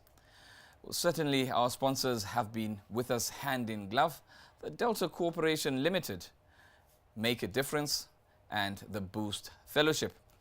My name has been Robert Mkundiwa throughout this entire show, and certainly I hope you have not left us and you have kept your eyes here on Zimpapers Television Network, because you shall also be the judge wherever you are of who made it for you. But ultimately, the decision shall be made by my team of expert gentlemen and the lovely lady, because they have been here all throughout the evening, listening attentively to those presentations that we were getting, and they have been making the decision for us. Welcome, Manicaland University of Applied Sciences. You are the last on the roll. I will tell you that you've got a lot of work to do, because we've had very, very decent work done by your colleagues, if not adversaries, the other 8 that have come.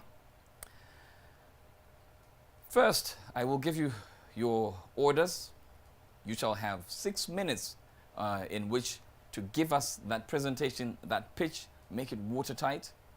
And then you shall have a further 4 minutes that you shall interact with our judges as they ask you questions that are pertinent, and our judges are seeking to make sure that they solidify whatever it is that they will have heard from the presentation, but that they want clarification on. I shall start by asking that you introduce yourselves and the program towards which you are reading, and I'll start with the lady. My name is Henrietta Tom, and I am doing chemical and processing engineering with the University of Manicaland State University of Applied Sciences. Henrietta, welcome to ZTN. Thank you. The gentleman. My name is Mufaro Mindu, an aspiring engineer studying mining and mineral processing engineering. Well, all the best. And finally, the gentleman. My name is Alan Joe, and I'm also studying mining and mineral processing engineering. Well, Alan, I do know that you've also got somebody who's helping make sure that the tech end of your presentation is absolutely flawless. And that man behind the scenes, can you tell us who that person is? The man behind the scenes is Tinotenda Chifamba. Tinotenda Chifamba, making sure that everything is Rafamba. Of course, it's 10 minutes away from the end of the business section before we put all the work upon the shoulders of our judges. 10 minutes stand between the 9 universities and their fate. Manicaland University of Applied Sciences, your 10 minutes start now. I'm Alan. I'm Mufaro. Henrietta Tom. And we are Pyrotech Energy. Plastic is one of the biggest pollutants into our environment. And the careless disposal of all this plastic into our water bodies harms the aquatic lives, destroying over 1,000 of its lives. Ladies and gentlemen, over 83% of the world's tap water contains traces of plastic. In Asia, a man on an average drinks 4,000 microparticles of plastics. If we do not take care of the 200,000 tons of plastic waste that is produced by Zimbabwe annually, we might end up the same. Solution. Pyrotech technology produces 3 valuable products: gas, fuel, liquid fuel, and wax. The gas and the fuel and the wax. Pyrotech technology addresses a chemical process called pyrolysis. Pyrolysis kills 2 birds with 1 stone. It helps in the catalysis of the decomposition of plastic, which takes at least 1,000 years to decompose, and it provides readily and available gas for households in Zimbabwe and industrial use in Zimbabwe. The pyrolysis process. Plastics are first collected and then they are shredded so as to make the combustion process faster. Combustion is achieved at a temperature of 550 degrees. This makes sure that the produced gas is more than the liquid fuel. Through this process, we are able to produce 40% gas, fuel, 30% wax, and 30% liquid fuel. Ladies and gentlemen, these are all viable products. Next, we have the emulsion process, where we have to separate the products that we made through this. The COVID-19 pandemic halted our country's economy, and it resulted in low incomes for a lot of families. The electricity tariffs increased and gas is barely affordable. Now this dire situation in our economy provided us with a wide opportunity in the market for our product, Pyrotech gas. Ladies and gentlemen, our gas gets into the market at 75 cents per kg, 42% less than the LP gas that is already on the market. 60% of the households in Mutare utilize gas. That is 42,000 households. And if each and every one of these households purchases a kg of gas at 75 cents, we are going to have revenues of $31,500. Now, ladies and gentlemen, imagine the revenue we will get from the 3.9 million households in Zimbabwe. Located in the high-density suburbs of Mutare, namely Sakuva and Chikanga, Pyrotech gas costs at least 75 cents a kg, and the wholesale price for those who want to buy in bulk is 70 cents per kg. This is affordable, ladies and gentlemen. We are making a marginal profit of 37.5% per sale. This is supernormal. These are supernormal profits. it is no secret that there are other established giants in the gas game, but we, as Pyrotech Energy, we are producing a product that is both affordable and we are creating job opportunities. We are aiming at empowering women and the less privileged. Also, for every 10 sacks full of plastic bottles, we will offer 3 kg free gas. Our project also addresses SGD number 1, 3, 5, 10, 11, and 13. Now, through our various sites of waste collection, we are able to recycle 3,000 kgs of plastic bottles a week. With a reactor design of 50 kg capacity, we are able to produce 20 cycles. With these 20 cycles, we get 350 kgs of gas. We are in the initial stage of our project, but as Pyrotech Energy, we have taken it a step further so that we invade the whole of Zimbabwe and Africa at large. We are making a sustainable and clean environment to our communities and thereby reducing land and water pollution. We have partnered with EMA, we have partnered with PHC and other local institutions in Manicaland. They have helped us to stay in contact with their clients and also urging them to classify their wastes. We also managed to raise $960 through partnerships, also through donations and entrepreneurial activity by our team. We are also in need of $1,700 that is needed for operational costs, the branding, and the marketing of our product. As Pyrotech Energy, we employ pyrolysis, and pyrolysis is such a viable process. It not only destroys the plastic bottle problem, but what it actually does, it provides the community with a viable product. Ladies and gentlemen, as we walk around our streets, the liter bottles are evidence to show that the raw materials for pyrolysis are there. The production costs are really low, and the market is virtually the whole of Zimbabwe.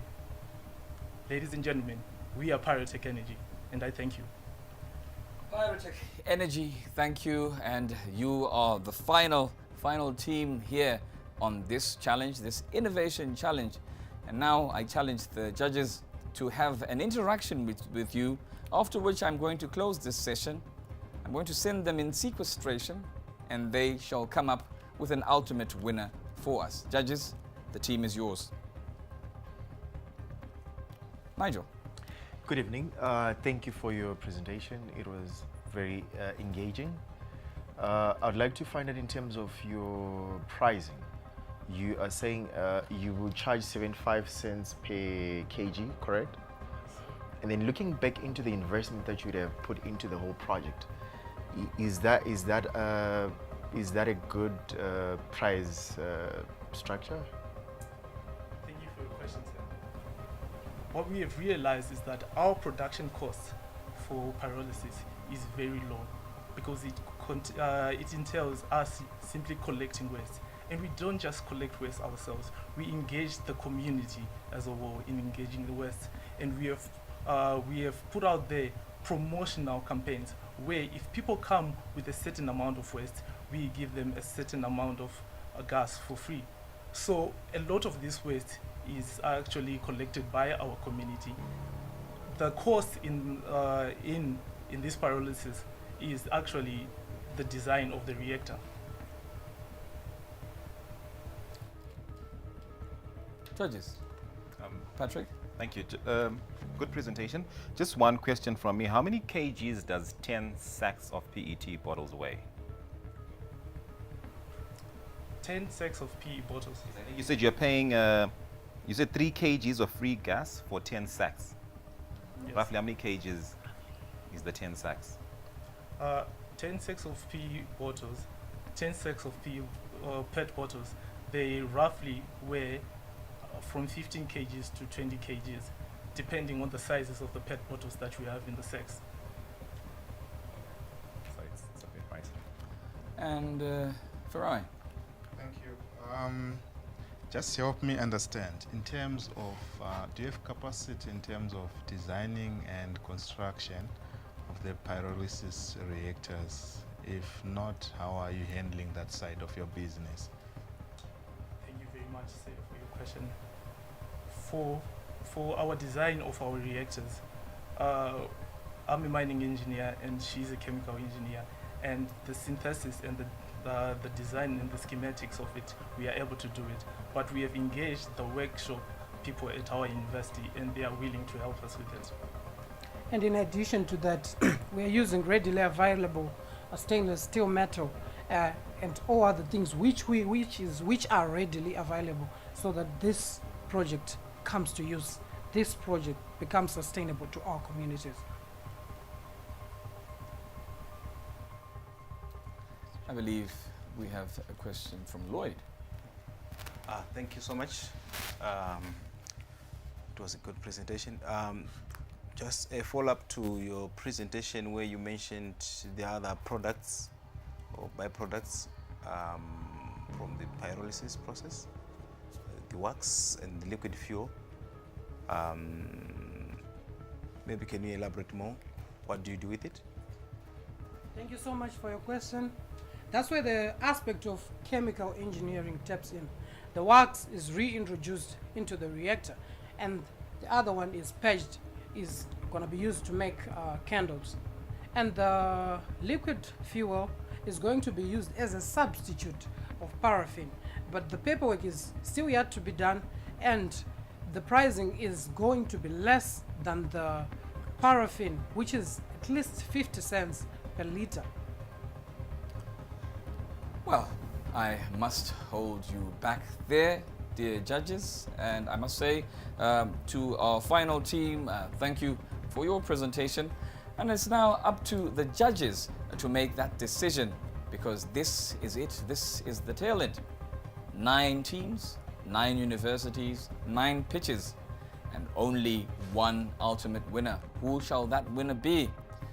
As you can see, our judges are really knowing that they have their work cut out for them, because it's the tail end, and by and large, for all intents and purposes, we had some very, very innovative 9 pitches, no less, all competitive, and you've got now the unenviable task of feeding us eventually with the ultimate winner.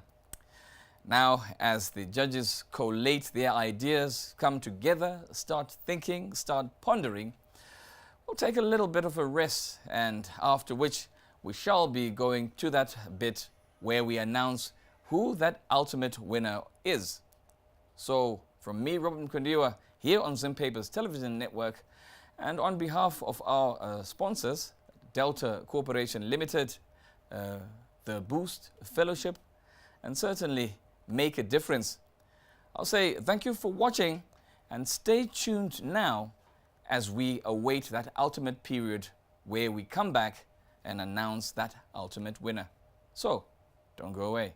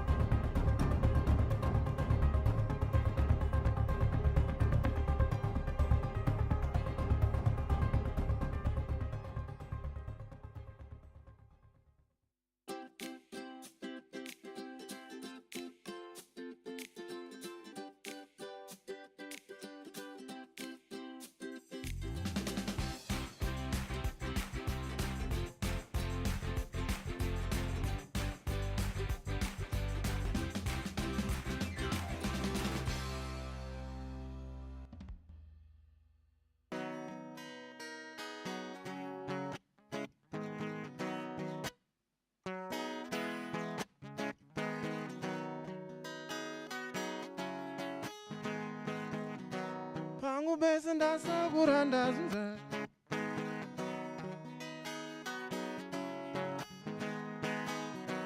Ingawani ndasakura ndazunza.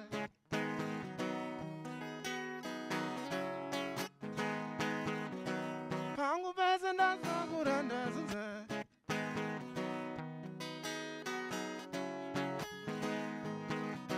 Ndima yese ndasakura ndapedza.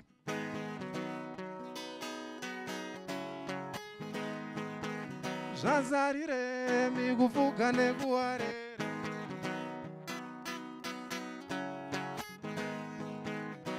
Chakwanyu kufuga nekuwarera.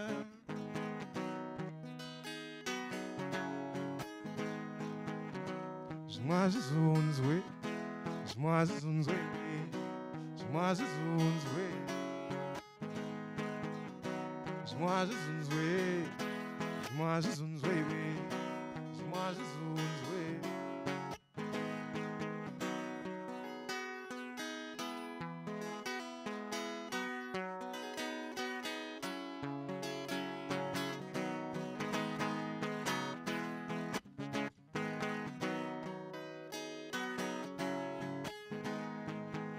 Kunungunira mumoyo ruvengo, fungira moyo rwendo rwembwa.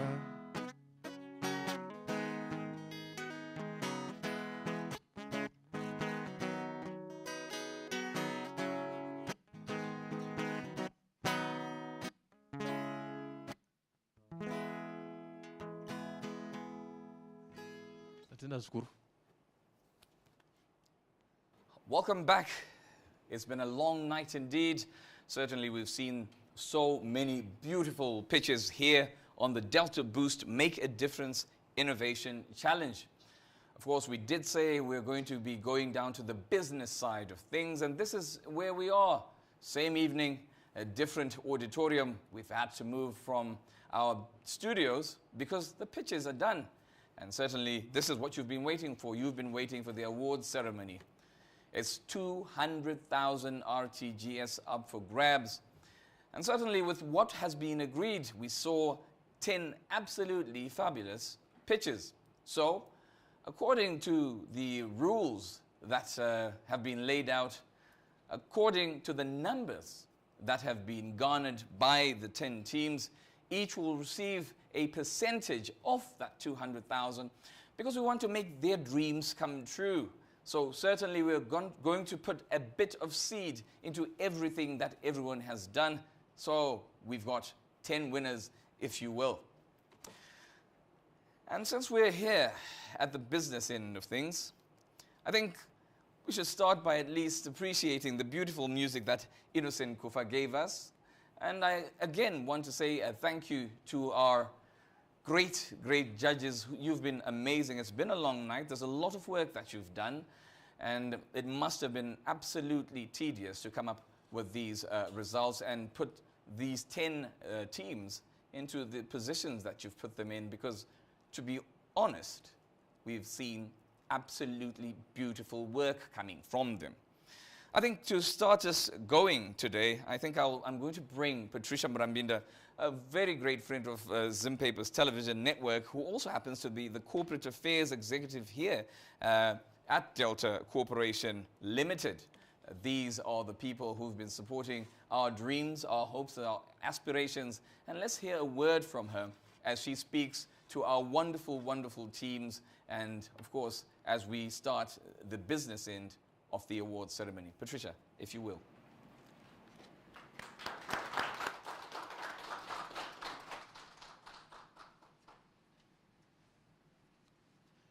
Allow me to remove my mask. You know, times have changed and we are wearing these masks all over. I want to welcome you to our new setting tonight. We have now moved to Delta head office and we are in the auditorium. Welcome to our humble place. And I want to especially welcome our judges. You did a splendid job tonight, and we can't wait for the results. And I know the students themselves can't wait for the results. And I want to welcome you to Delta head office. And amongst the judges, I want to especially welcome a representative from Emma. It is always good to work with you, Emma. We've got a very close relationship, and I'm really excited that you've managed to make it and to be part of the judges tonight. And Boost Fellowship, our partnership, it's always wonderful working with you, and I want to welcome you to this place. You are always working very closely with the students. One time I thought this program would not run this year because of COVID-19, but alas, here we are, and it has happened. And I also want to give a special welcome to my boss. You know, I'm not able to do this or to give you the $200,000 if my boss doesn't give me the money. Mr. Makamure, the Corporate Affairs Director, who is amongst us tonight, who has joined us to see what exactly happens with this program so that he continues to invest in it in the near future. And of course, we've also have our Group She executive. You know, safety, health, and environment issues are very core to our business. And I want to welcome Mr. Joel Muzenta to this place. And lastly, ZTN, Robert Mukondiwa, a great friend of mine for years. And here we are together working on this project. A good setup, and I know what is going to come out of this will be very brilliant. Thank you very much.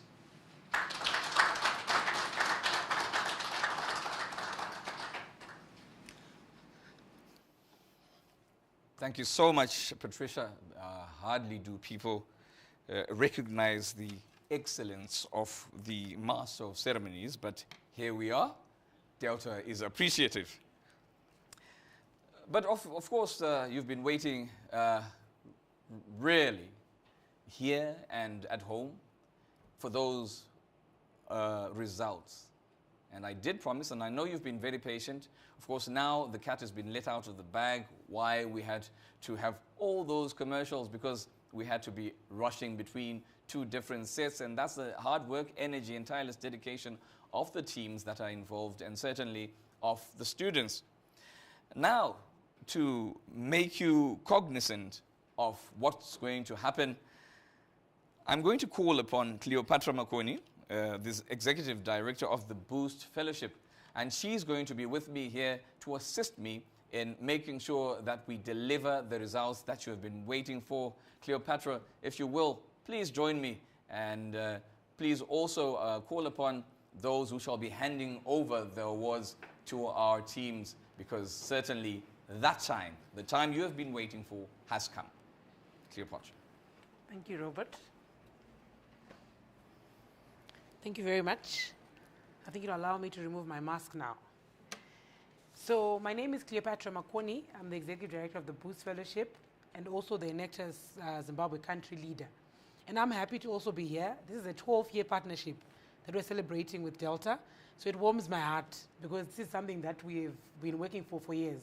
So to be here today, Delta, we appreciate. This year was something else. 2020, I think we can all attest to that. We were not even sure we were going to make it to the end of the year, but this is one program that has thrived and has survived. And not only did it thrive, but they've even added the money, the prize money to the competition. So even in dire times, we want to thank you, Mr. Makamure, Patricia, and everybody else who supports us from Delta. You've still sacrificed in hard times to make sure we take this dream further. So we appreciate you. We don't take this lightly. I want to thank especially our faculty advisors for all the teams that participated in the program. There's 10 of them. We don't work with them directly on campus. So they have a campus faculty advisor who works directly with each of the teams. And I would say those are the people who are our eyes on campus. We can only do so much remotely from where we are, but these guys work with the teams directly every single day. And even tonight, I think I just want to mention some of them and just acknowledge the work that you do. So from Africa University, I want to acknowledge Mrs. Zuweni and Mr. Masese. From Bindura University, Mrs. Murasi. Catholic University, Mr. Kwendesa. HIT, Mr. Simuka. Great Zimbabwe, Mr. Matanda and Mr. Zobgo. Midlands State, Mr. Lunga. Mrs. Viriri and Ms. Mbuyisa. NUST, Mr. Kumalo. Women's University, Mrs. Rosario. ZEGU, Mr. Takundwa. UZ, Mr. Nyamushonongora, and Dean Madambi, Delta Technical Institute, Mr. Chuma, Lupane State University, Mr. Mpofu, and lastly, Manicaland State University, Mrs. Chaka and Mrs. Wangai. Thank you very much for all the hard work. You make all of us look good, and we don't want to take your work that you do lightly. So we want to appreciate. Thank you very much for making sure the teams stay focused. It was a hard year just to get them to focus even, with everything that was happening around them. So we appreciate and we are grateful. Last but not least, I want to thank the students. You guys, you inspire me. I promise you, I'm one person, I love being around young people because I come out there refreshed. I come out thinking, okay, there's hope, we can do better things. So thank you for making a difference in each of your individual lives, in our communities, in everything else that you do.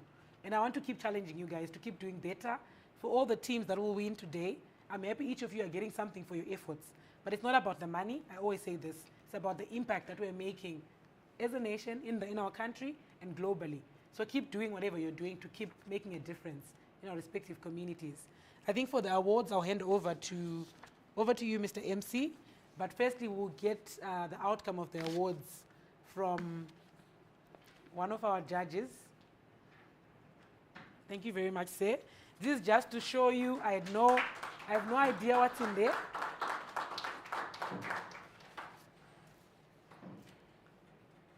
This is just to show you, this is the first time I'm seeing this, so I have no idea what's in there, and I'll let him hand over to Mr. MC.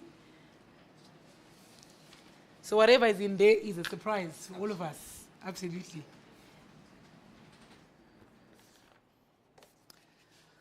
Thank you so much, Cleopatra, and of course, wait in the wings because you're going to be here assisting with the handover of these results that people out there have been waiting for.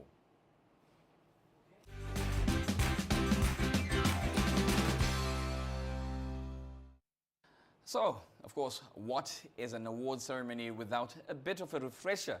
So before we get into the business end of things, I'm going to call upon Innocent Kuva to give us another set and give us some beautiful music before we reveal that big reveal that you have been waiting for wherever you are.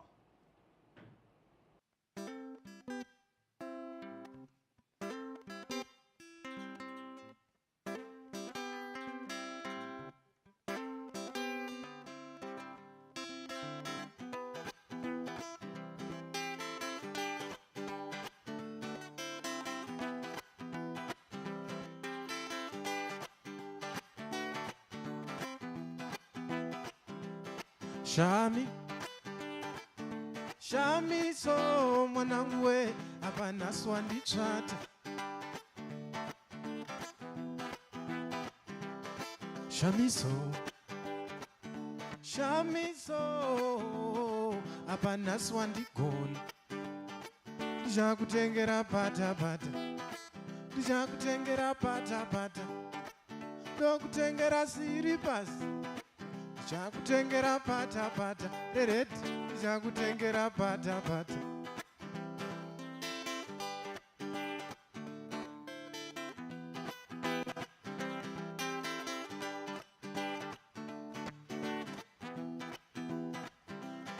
Tot makorogoto agonaka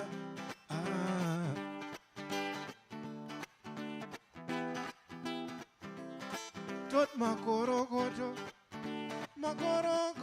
agonaka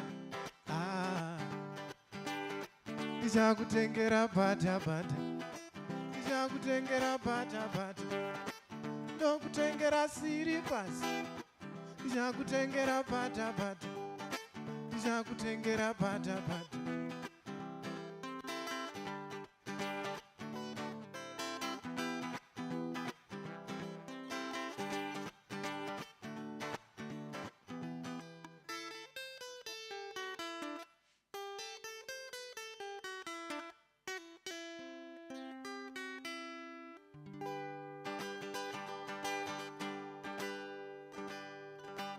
So the last song I'm going to play in this set, it's a song from my singles collection, Inonzi Shungu Neni.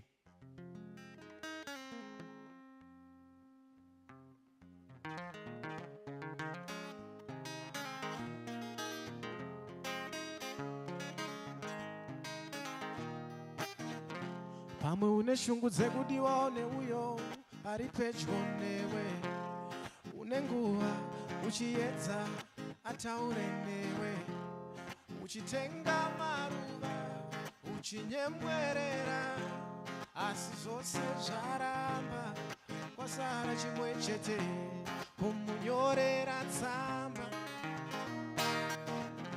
Ndiwe une shungu dzekudiwa one uyo ari pedyo newe, une nguva uchiedza ataure newe, uchitenga maruva uchinyemwerera, asi zvose zvaramba kwasara chimwe chete, kumunyorera tsamba. Shungu neni hauna, asi ndine shungu newe, nguva neni hauna, asi ndine nguva yako, shuwa rudo neni hauna, asi nini ndokuda. Shungu neni hauna, asi ndine shungu newe, nguva neni hauna, asi ndine nguva yako, shuwa rudo neni hauna, asi nini ndokuda.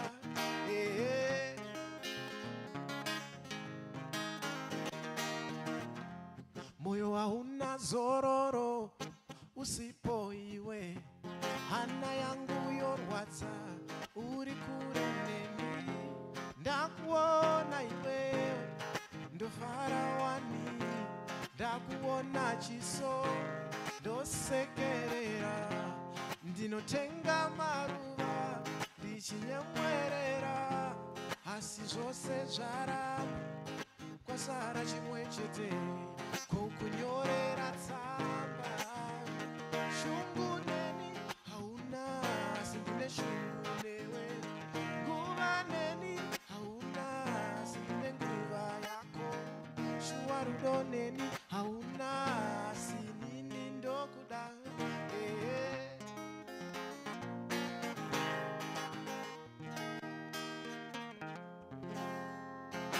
Thank you so much, ladies and gentlemen. You've been so wonderful tonight.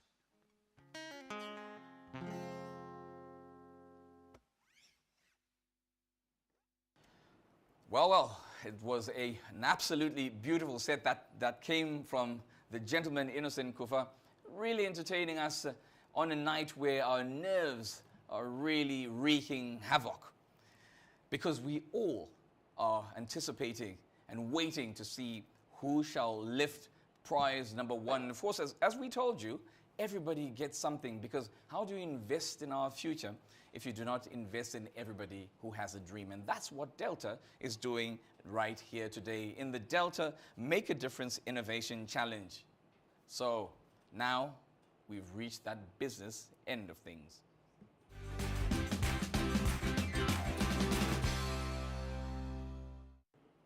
And as things are hot, now I'm going to ask Cleopatra, and I want you to come here and tell us who you're going to be inviting over to the front to make the announcement, because I now have the results. I have them with me.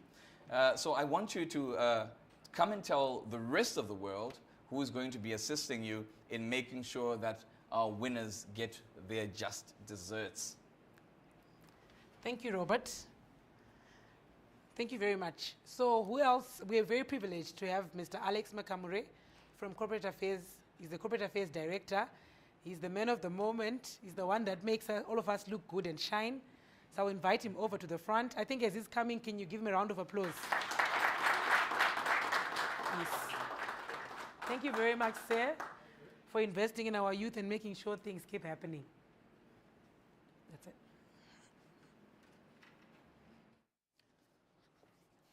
So there we have it. I now am going to really give you from, I don't know whether we call it a bottom position, but what I think is there had to be a number 1 and there had to be a number 10. But we're investing in every dream, and that's the beauty of it all. That's the beauty of it all. And here giggles. Yes, everybody has to get something, because as I said, we got absolutely fabulous work coming in from the students. Receiving 14,305 is Team Great Zimbabwe University. And we shall be having a representative from Great Zimbabwe University receiving that 14,305 RTGS dollars. Congratulations, your dream has had an investment.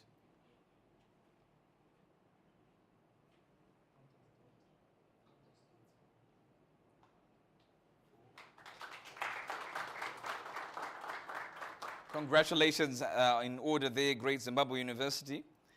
And with 14,855 as an investment, we have Zimbabwe Ezekiel Guti University.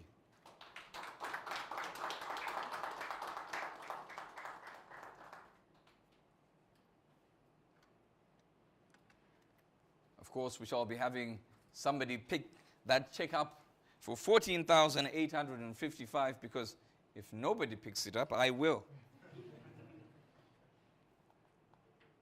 Congratulations, Makorokoto Amtlope.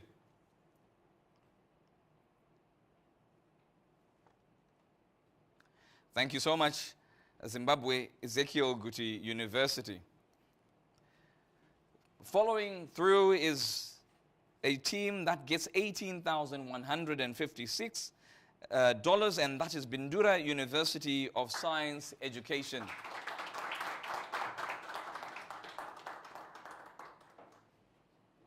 The two Bindura universities want to haggle it out, it seems, and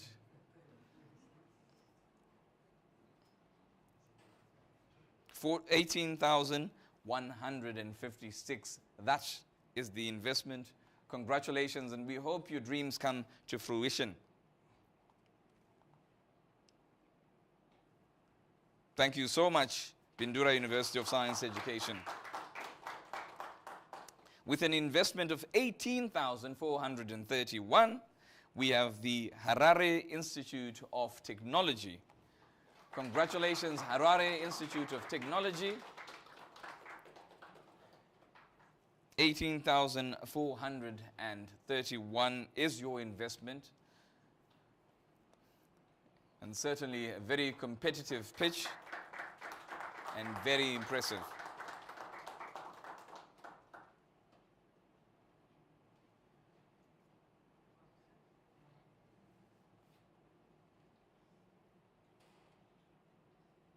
And who cannot smile if they get $18,431?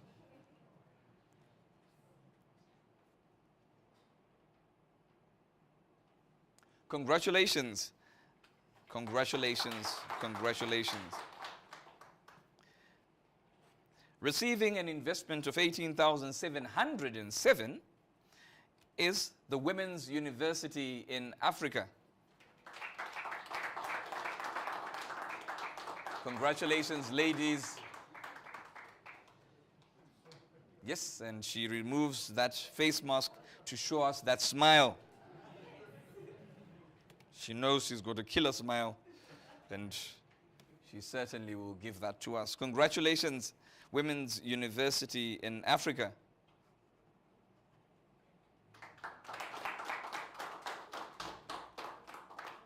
And now we reach the top 5 teams tonight, who've really made that job absolutely difficult for our great panel of judges. With $20,082, it's Africa University.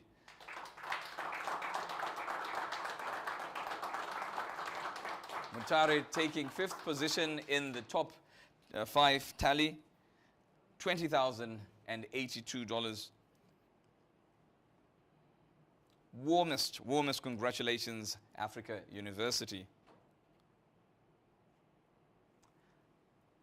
Thank you so much, Africa University, and we hope that investment will breed a beautiful future for our children and our children's children. 23,108 to position number 4 goes to the National University of Science and Technology. Ngontuthu ziyathunqa. Ngontuthu ziyathunqa.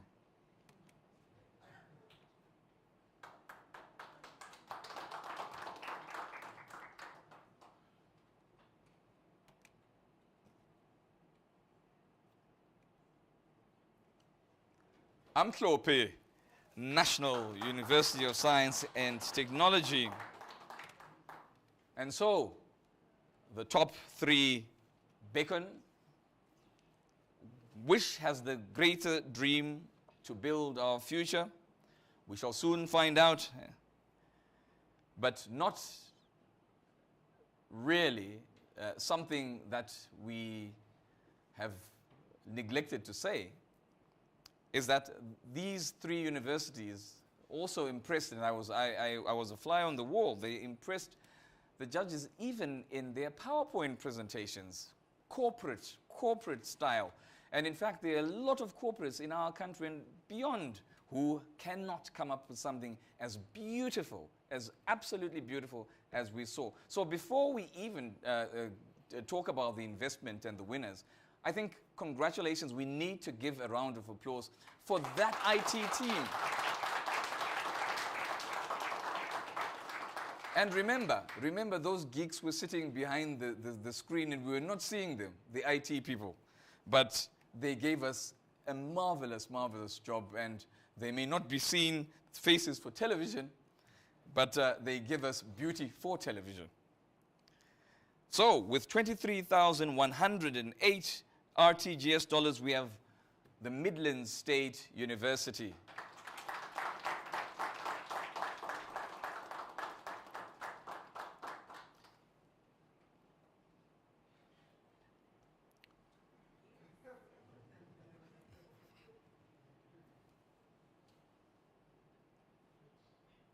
Hard work, energy, tireless dedication, and the passion was almost palpable. So congratulations in order. Thank you, Midlands State University. So now only two teams remain. One is from Manicaland, the other is from the capital. And the battle for Zimbabwe is between those two universities. What I shall do now is I shall instead announce the winner. And when I announce the winner, may team number 2 then walk up and collect their prize before we confront the dream, the ultimate dream of dreams that has emerged tonight. I will tell you that the investments are as follows: 24,484 and 24,759.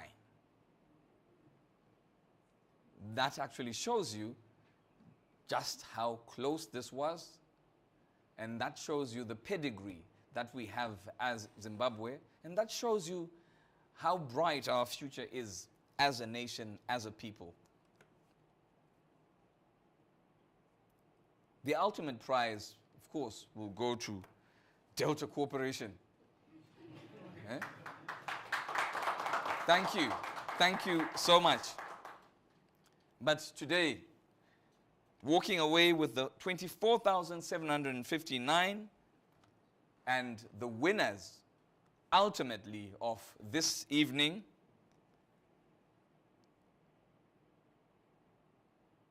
those people decided to take position number 5 in their province. And they also took number 1. Manicaland State University of Applied Sciences are our ultimate winners.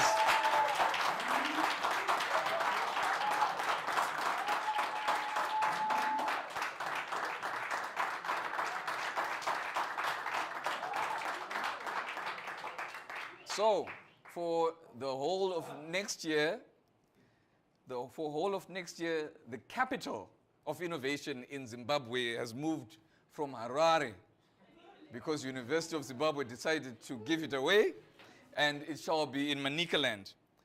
But University of Zimbabwe walk up because you still have 24,484 to show for your brilliant, brilliant work. And I shall say, you probably, if it was a PowerPoint presentation award ceremony, you would have taken position 2, 1, 3, 4, and 5. Because that was a beautiful, beautiful presentation that you showed us this evening. But come and claim your second prize, your second position, your investment.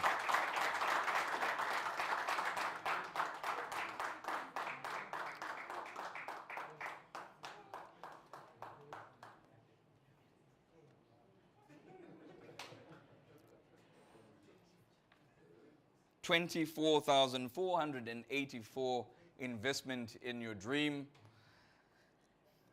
And certainly a beautiful, beautiful presentation and beautifully put together. Congratulations.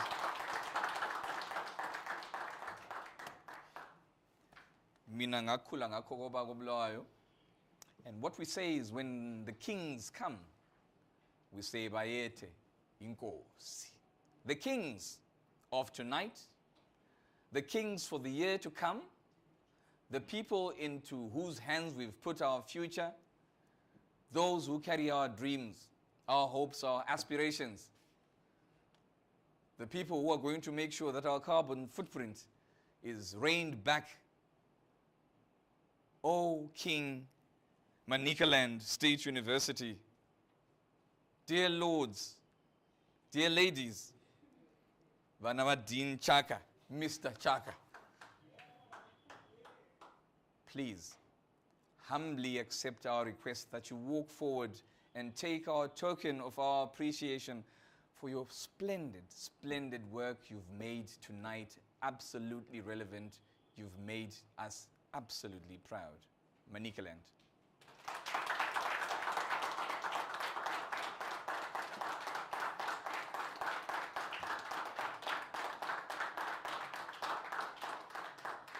So some may not even know where that university is.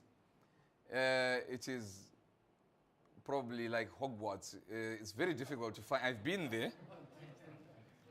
And before I went to Manicaland's University of Applied Sciences, I really did not understand why GPS was invented. It was invented so that you finally find where that university is, because without any GPS,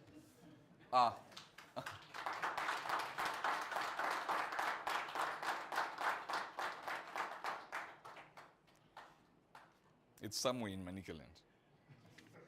But I think they'll be hiding because they know they are absolutely... because that's why it's a big secret, that place. It's a beautiful place. It's a beautiful place. We've had you, Mushtambura, the whole evening today. Mr.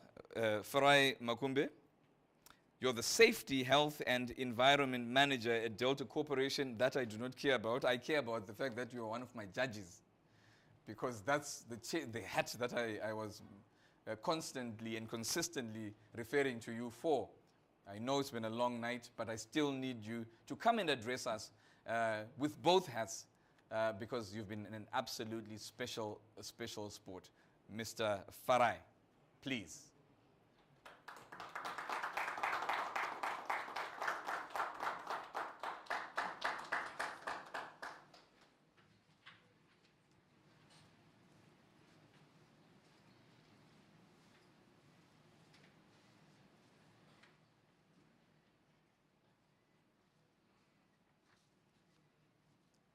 Thank you, Master of Ceremony. Allow me to take off my mask. Good evening, ladies and gentlemen. It truly was a long night, and as the judges, we appreciate the effort that was put into this by our students. We appreciate the issues around innovations. We appreciate the issues that we saw in the presentations that talked to technology. You know, it was so impressive that our students are moving into issues to say, when we want to manage waste, let's talk to issues around technology. Let's talk to issues around applications that can tell us where we can find the waste that we need, that can tell us where we can find the people that require the waste, where we can find the most efficient routes to be able to take that waste to where it is needed. So this is one of the things that we found out as judges in terms of what we saw as the students presented. And I think one of the things that we then need to also share with our students is to say, as we bring up this technology issue, let's also make sure that we are able to talk to the various generations, the gogos and the young people. How then do we bridge that gap to ensure that whatever technology that we invent or we impart talks to these generations? And I think one of the issues that also came up is to say, we are coming up with a lot of recycling and reusing initiatives. Let's start to think about the end of waste. We're going to be, from some of the presentations that we saw, we're going to be constructing greenhouse using PET. We're going to be constructing a drip system using PET. When that greenhouse is no longer in use, that also becomes waste. So we need to also start to think about the end of waste programs. How are we going to also, manage that particular waste? But otherwise, from the other 4 colleagues of mine, we actually enjoyed our night, and we look forward to more inventions next year. Thank you, ladies and gentlemen.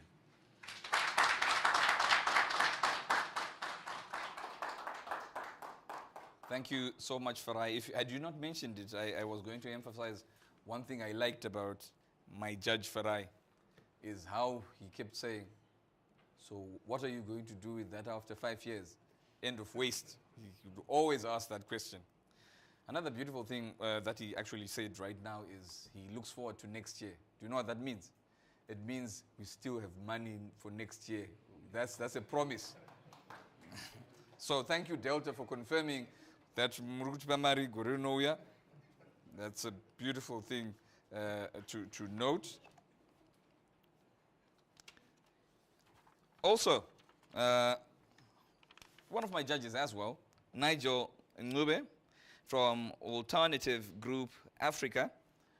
I want you to come and share a couple of words as well as part of that panel of people that worked absolutely hard to make this evening the success that it has been.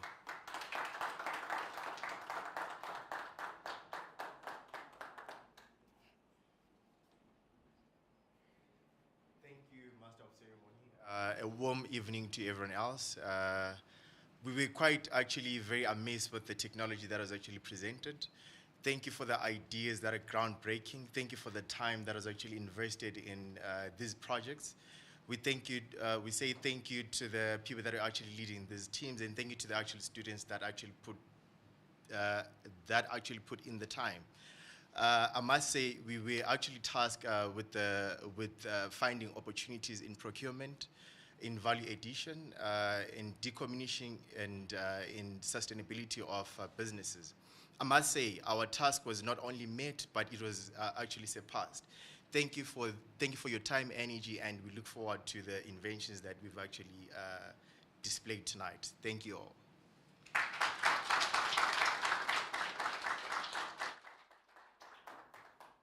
Thank you very much, Nigel. And now I will ask the UZ Boost president, Patrick Ndoa, to just come here. President, I kept hearing people say president, and I was wondering what is going on and whether the office of the president and cabinet know there's an alternative person who's gallivanting and calling himself the president.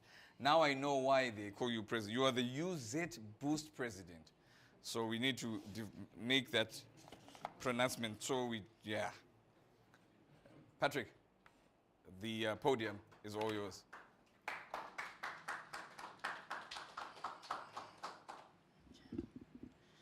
Okay, thank you. Good evening to everyone. I would like to appreciate me being given a chance to speak in front of such great people and brilliant minds.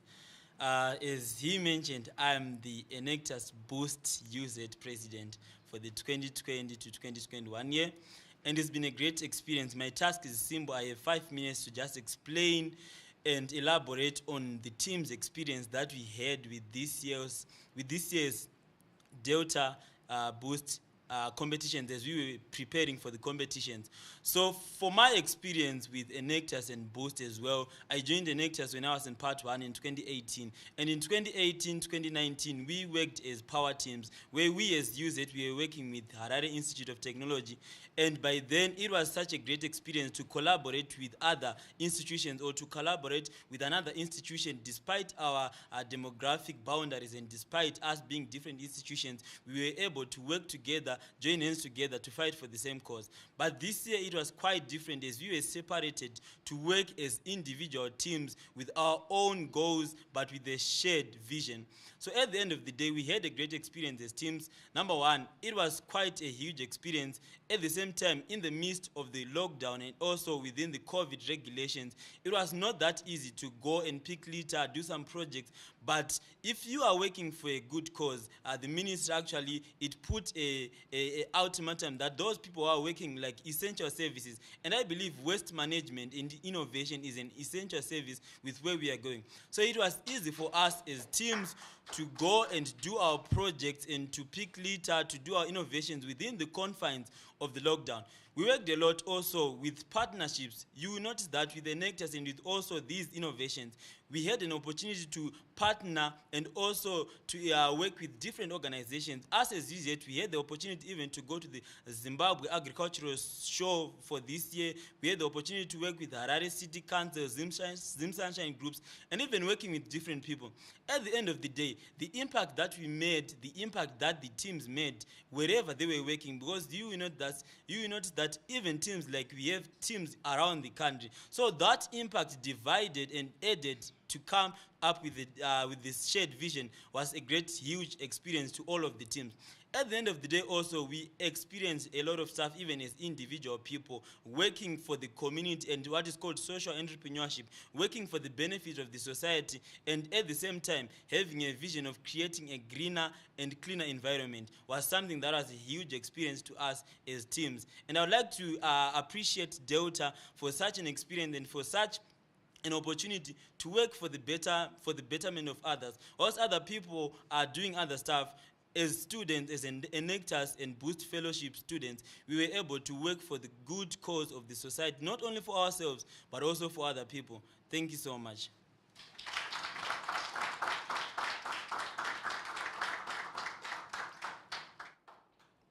Patrick Doa there, actually a very great friend of ours here on Zimbabwe's television network.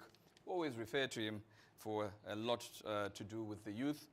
Of course, now, as I said, he's the president, Enactus Boost president. But I've also noticed another thing. He's also the late former president of Zambia, Frederick Chiluba, would always say he was not short here at the presidential height. So now I actually believe you are a president. I saw you adjusting the microphone a bit. You didn't adjust it up, you adjusted it down. That's all I'm saying. Thank you so much, and certainly that selflessness that was shown by these teams by thinking about the future and working for us all while we worry about other things is something that we're celebrating today. Well, but while we're celebrating people today who did absolutely well, there are alumni out there who've also shone and have shown that passion, that love for the work that they do. So we want to say today a special thank you to all the alumni mentors that worked with the teams throughout the project and throughout that implementation period. And today we honor two of those as they pick up the Alumni Mentor of the Year awards, and those awards are going to Tatenda Wachenuka and Keith Shova. May you please come. And showing appreciation for your hard work, is Patricia Mrambinda. She's a very generous woman. As you see, they are lovely, lovely, absolutely lovely. If you look closer inside, you know why.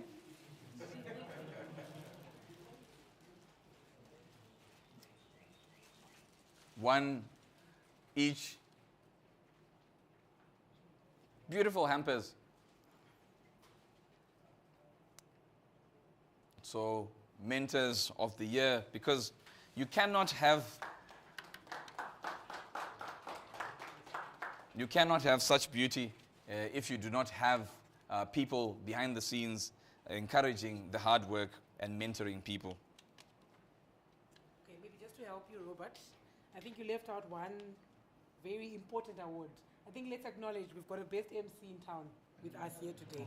So Patricia, if you can help me, just to give a hamper to our MC here, Robert. Thank you very much.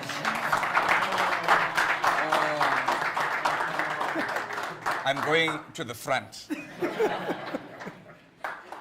Thank you, Robert, for making it look very good. Oh. Thank you so much. And then last but not least, I would like to also acknowledge, our Vice Chancellors and Dean of Students and all university officials from all the participating universities. In our midst, I think we're very lucky we've got one of our deans with us today. So Dean Chaka, he's from the winning team. These are new kids on the block, but you can see they've got a very good person with them. So Dean Chaka, thank you very much. Thank you very much. Thank you very much. We appreciate you. Thank you.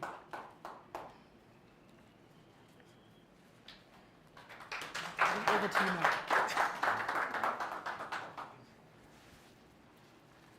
The person who created kings out of the team that won today, Dean Chaka, thank you so much for amazing, amazing sterling work.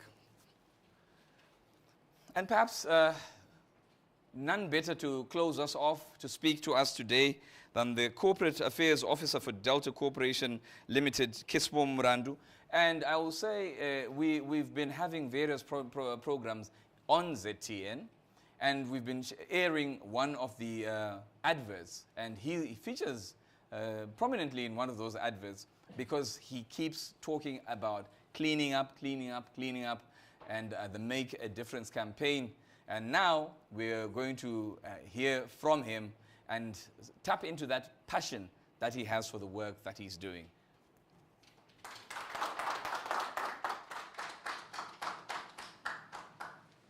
Thank you, Robert. Allow me to remove my mask. Thank you so much.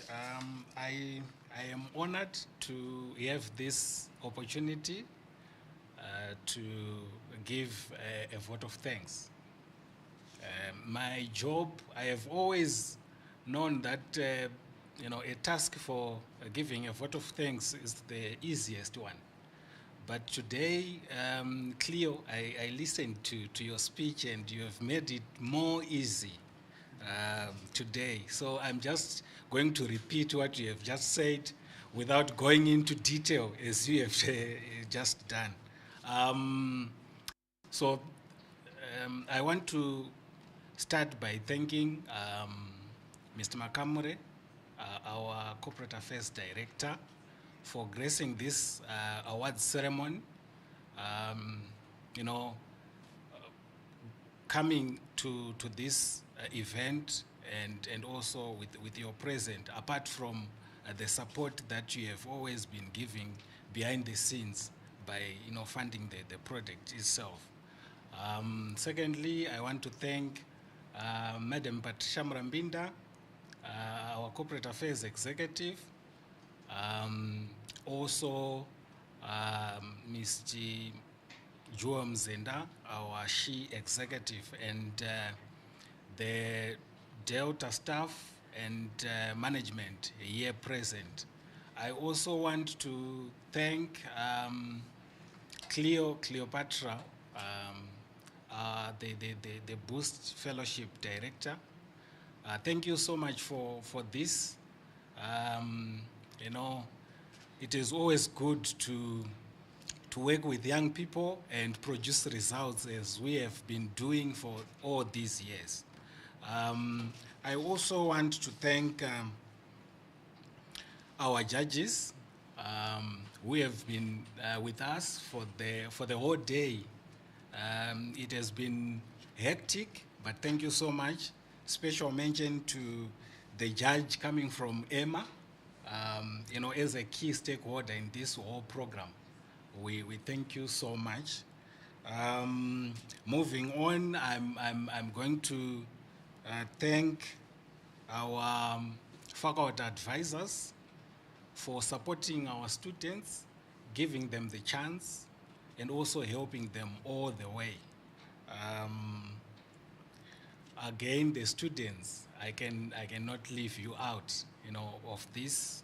Thank you so much for taking part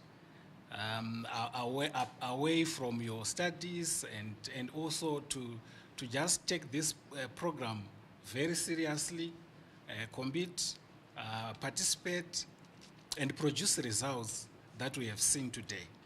Thank you so much. Last but not least, our media partner, ZTN, thank you so much for being with us the whole day. Thank you so much for being there and working with us this year. I think that's all from me. Thank you so much.